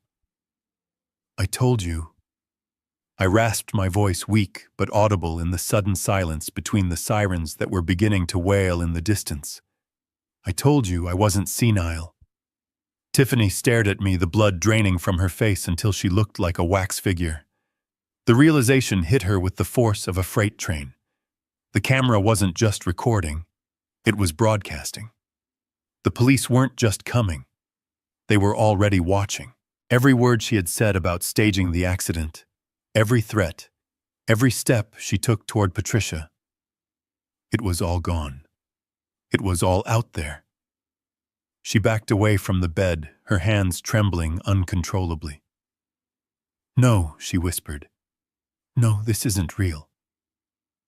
"Run," Brandon said, his voice a ghost of a sound. "Run, Tiff." But there was nowhere to run. The red lights pulsed around us, bathing the room in the color of emergency, the color of blood, the color of the end. And through the open window, the sound of sirens grew louder, a rising tide that was coming to wash the scum away. The room was a chaotic storm of flashing red lights, and the relentless monotone voice of the security system announcing the arrival of the authorities. Tiffany was unraveling before my eyes. For the first time, her composure cracked completely. She was no longer the mastermind. She was a frantic animal trapped in a cage of her own making. She lunged at the smart speaker on the nightstand, clawing at the cord, ripping it from the wall with a shower of sparks. She threw the device against the floor, shattering the plastic casing. "Shut up," she screamed, her voice shrill and breaking. "Shut it off, Brandon. Find the main breaker. Kill the power." But the voice did not stop. It continued from the hallway speakers, from the ceiling-mounted units, echoing through the house like the voice of judgment itself. Connection lost. Switching to backup battery power. Broadcast signal remains strong. Police units are 2 minutes out. Tiffany spun around, her eyes wild, scanning the room for anything else she could destroy, anything she could silence. She looked at the smoke detector, at the motion sensors in the corners. She grabbed a heavy glass vase from the dresser and hurled it at the ceiling, missing the sensor by inches. It crashed against the wall, sending shards of glass raining down onto the carpet. "It is in the cloud, you idiot," I thought, though my mouth was too dry to speak the words yet. "You cannot break the cloud with a vase." I used her distraction to move. The pain in my head was blinding, a white-hot spike that drove into my skull with every beat of my heart, but I pushed it aside. I compartmentalized it just like I used to compartmentalize the freezing cold on a winter job site. I rolled onto my stomach, my muscles screaming in protest. I tasted copper in my mouth. Blood. My blood. It dripped from my forehead, staining the hardwood floor, but I did not stop. I dragged myself toward the bed, not to the side where Patricia lay, but to the foot of the bed. Tiffany was too busy screaming at Brandon to notice. Brandon was pressed against the wall, sobbing, his hands covering his ears, trying to block out the siren song of the security system. My hand reached under the heavy oak frame of the bed. My fingers brushed against the dust ruffle, searching, grasping. And then I felt it. The cold, smooth wood of the stock. The solid steel of the barrel. I had taped a backup shotgun, a sawed-off Remington, to the slats of the bed frame 3 years ago, after a string of break-ins in the neighborhood. I had forgotten about it until tonight. Tonight, I remembered everything. I ripped the gun free from the duct tape. The sound of the adhesive tearing was lost in the chaos of the room. I gripped the weapon, feeling its weight anchor me to the earth. It was loaded. It was ready. And so was I. I used the bedpost to pull myself up. My legs were shaky, wobbling like a newborn colt's, but I locked my knees. I wiped the blood from my eyes with the back of my sleeve, smearing a dark crimson streak across my face. I must have looked like a demon rising from the underworld. A battered, bleeding, angry old man who refused to stay down. I pumped the shotgun. Clack, clack. The sound cut through the noise of the alarm like a thunderclap. It was a universal sound, a sound that commanded instant, terrified silence. Tiffany froze. She slowly turned around, her hands still raised in the air from her tantrum. Her eyes went from the broken speaker on the floor to the barrel of the 12 gauge pointed directly at her chest. Brandon stopped crying. He slid down the wall until he was sitting on the floor, staring at me with his mouth open. "Step away from my wife," I growled. My voice was low, gravelly, and filled with a cold, hard promise. Tiffany stared at the gun. She blinked her brain, trying to process this new variable. She looked at my face, searching for the weak old man she had bullied for years. She didn't find him. She found Harold Sullivan, the man who moved mountains of steel and concrete. "You won't shoot," she said. Her voice was trembling, but she tried to inject that familiar arrogance into it. She tried to summon the manipulator one last time. "You don't have the guts, Harold. You are a churchgoer. You are a good citizen. If you pull that trigger, you go to prison for the rest of your life. You will die in a cell." I took a step forward. The floorboards creaked under my boots. The red light of the alarm washed over us, turning the scene into a macabre tableau. "I am already in hell, Tiffany," I said. "Do you think I care about a prison cell? You tried to kill Patricia. You tried to kill me. The only reason you are still standing is because I want you to hear the sirens coming for you." Tiffany laughed, a hysterical, jagged sound.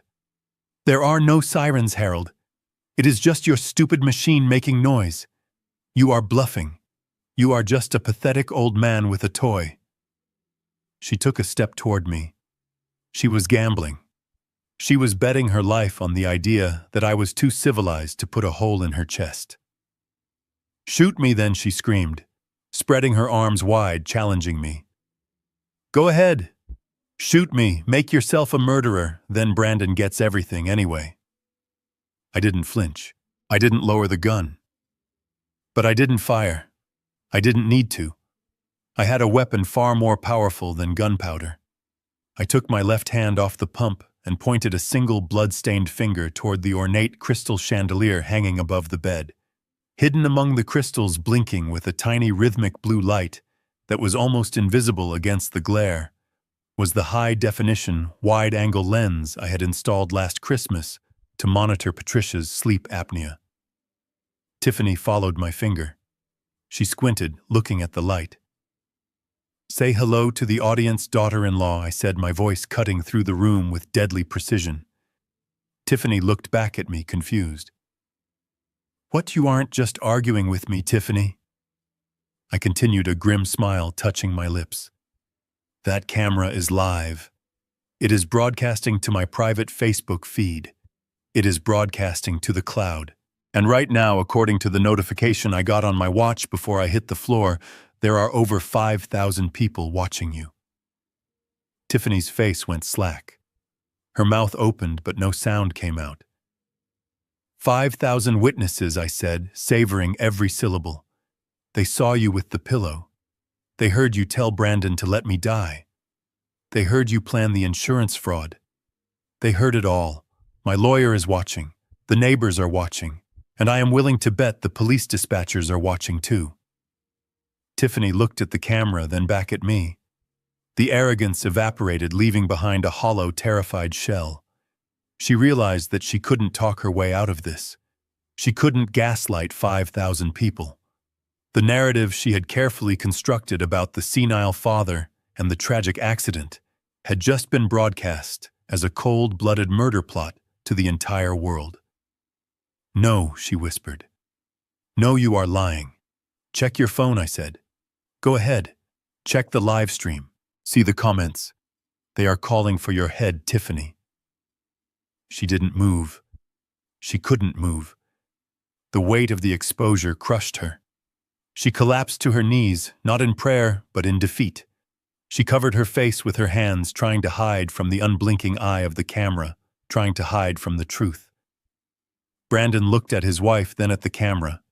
He curled into a ball, hiding his face in his knees, sobbing quietly. I kept the gun trained on them, but I lowered the barrel slightly. I had won. I didn't need to pull the trigger.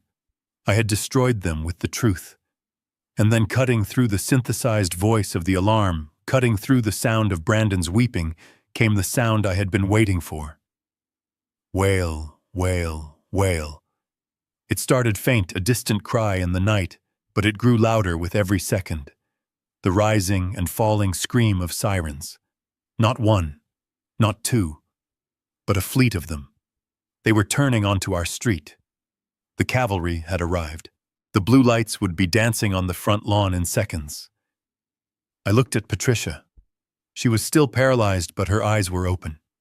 She was looking at me, and in the midst of the chaos beneath the red flashing lights, I saw a tear slide down her cheek. I winked at her. Hang on, Patty, I whispered. The cleanup crew is here. The flashing blue lights that flooded the bedroom were the most beautiful thing I had ever seen. They cut through the red haze of the emergency alarm, washing away the darkness that had almost consumed my family. I did not move from my spot at the foot of the bed. I kept the shotgun pointed at the floor, my finger off the trigger, waiting for the officers to secure the room. When they burst through the door, weapons drawn, shouting commands, I calmly placed my gun on the floor and raised my hands. I was not the threat. I was the survivor. The next 20 minutes were a blur of organized chaos. Paramedics rushed past me to get to Patricia. I watched as they stabilized her, checking her vitals. Their professional urgency, a stark contrast to Tiffany's calculated cruelty. Tiffany was still trying to act the part of the outraged homeowner, screaming about her rights, screaming that I was crazy, but the police were not listening. One officer, a young man with a grim face, had already watched the playback on his tablet from the cloud server. He had seen the pillow. He had heard the confession. He approached Tiffany not with a notepad, but with a pair of steel handcuffs. When the cold metal clicked around Tiffany's wrists, she stopped screaming. She went rigid, her eyes darting around the room, looking for an exit that did not exist. Brandon did not even fight. He held his hands out willingly, his head hanging low, tears streaming down his face onto his ruined designer shirt. They were led out of the bedroom, past the bed where my wife was finally breathing steady oxygen from a mask. I followed them downstairs. I had to. There was one last thing I needed to do. One last structural failure I needed to point out before the demolition was complete. They were standing by the patrol cars in the driveway. The rain had started again, a light drizzle that slicked the pavement where Patricia's blue orchid lay shattered. Tiffany was being shoved into the back of one cruiser, while Brandon was being patted down against the hood of another. I walked up to him. The officer moved to stop me, but I held up a hand. "I just need a moment with my son," I said. My voice was raspy. My head was throbbing, but I stood tall. The officer nodded and took a half step back. Brandon looked at me. His eyes were red, swollen, and filled with a mixture of fear and confusion. He looked at the bandage the paramedics had slapped onto my forehead. "Dad," he whimpered. "I am sorry. I didn't want to do it. Tiffany made me. The Russians. They were going to hurt me." I looked at him and I felt nothing. No anger, no sadness, just a hollow space where my love for him used to be. "It doesn't matter, Brandon," I said softly. "It is over. But before you go, there is something you need to know, something that makes this whole night even more tragic for you." He looked at me, sniffing. "What, you did this for the money," I said. "You tried to kill your mother and frame me because you thought you would inherit the house and the insurance. You thought this property was your golden ticket out of debt." "Yes," he whispered, shame coloring his cheeks. "Tiffany said the house alone was worth $1 million. I leaned in close, so close I could smell the stale coffee on his breath.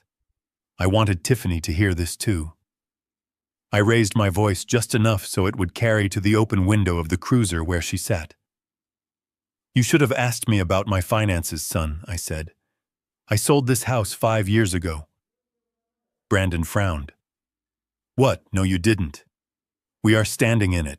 "I signed a reverse mortgage, Brandon," I said, savoring the look of confusion spreading across his face. "Do you know what that is? It means the bank pays me a monthly income based on the value of the home. I used that money to pay for your mother's best-in-class medical treatments. I used it to buy the smart home system that just caught you." I pointed at the sprawling estate behind me. "I don't own this house anymore, Brandon. The bank does. The contract states that upon the death of the last resident, the keys go back to the lender. There is no equity. There is no inheritance. If you had succeeded in killing us tonight, do you know what you would have inherited?" I paused, letting the silence of the rainy night amplify my words. "Nothing. Absolutely nothing. You would have inherited a pile of paperwork and my funeral bill. You destroyed your life, you murdered your soul, and you are going to prison for $0 and 0 cents. The realization hit him like a physical blow. His knees buckled, and he would have collapsed if the officer hadn't held him up. His mouth opened in a silent scream of pure, agonizing despair. It wasn't the despair of a man who regrets his crimes. It was the despair of a gambler who realizes he bet everything on a horse that was already dead. From the back of the patrol car, a shriek pierced the night. It was Tiffany. She had heard me. She was thrashing against the window, her face twisted into a mask of pure demonic fury. "You lying old man!" she screamed, her voice muffled by the glass. "You broke, useless old man!" Then she turned her rage on Brandon. I could hear her even through the closed door. "You idiot! You told me he was rich. You told me we would be set for life. I killed for nothing. You are useless. I hate you." Brandon sobbed, his body shaking uncontrollably as the officer guided him into the car. He looked at me one last time through the window, begging for a salvation I could no longer give. I watched as the cars pulled away, their red taillights fading into the wet darkness of the street. They took my son away. They took the monsters away. I turned back to my house. It was empty now. The door was broken. The floor was stained with blood. But as I walked up the steps, I took a deep breath of the cool night air. The air tasted clean. 6 months have passed since that night. The seasons have changed, and the rain has turned to the soft, golden light of early summer. I am sitting on a bench overlooking the Oregon coast, watching the waves crash against the jagged rocks below. The salt spray misting my face feels like a baptism washing away the lingering grime of betrayal. Next to me sits Patricia. She is in her wheelchair, a blanket tucked around her legs. She is thinner now, and the Parkinson's has progressed as we always knew it would. But she is alive. She is smiling. She is pointing at a seagull diving for a fish, her hand trembling, but her eyes bright with awareness. We sold the furniture. We let the bank take the house early. We took what little savings we had left and moved to this small assisted living community by the sea. It is not a mansion. It is a small 2-room apartment. But it is safe, and it is ours. I spend my days reading to her and watching the ocean. I don't think about Brandon much anymore. The lawyers tell me he is facing 20 years. Tiffany is looking at life without parole. They write me letters sometimes. I burn them unopened. I have no space in my life for ghosts. People tell me I am a hero for saving my wife. I don't feel like a hero. I feel like a man who woke up just in time. I look at the families walking on the beach, parents holding their children's hands, and I wonder which of them are building bridges and which of them are digging graves. I used to believe that blood was the strongest bond on earth. I used to believe that family was a sanctuary that could never be breached. I was wrong. Family is not defined by DNA. It is defined by behavior. It is defined by respect. And sometimes the most dangerous people in your world are the ones sitting at your dinner table. I reach out and take Patricia's hand. She squeezes back a weak but steady pressure. That squeeze is worth more than the $2 million Brandon wanted. It is the only inheritance I need. If you are listening to this and you have parents who are getting older, call them. Not to ask for money, not to ask for favors, just to tell them you love them. And if you are a parent, if you have built a kingdom for your children, do me a favor. Check your locks, check your accounts, and maybe, just maybe, install a camera in the living room. Because blind love is a beautiful thing in poetry, but in the real world it can get you killed. Keep your eyes open. The most painful lesson I learned is that the people we carry on our shoulders are often the ones best positioned to cut our throats. We spend our lives building safety nets for our children, never imagining they might use the ropes to bind us. True wisdom isn't just about providing for your family. It is about protecting yourself enough to ensure you survive them. Do not let your legacy become your liability. If this story made you look at your own safety differently, please hit the like button and share it with someone you care about. It might just save a life. And tell me in the comments, have you ever had to cut off a toxic family member to save yourself? I want to hear your story. Subscribe for more truth, and remember, I am reading every single comment. Stay safe out there.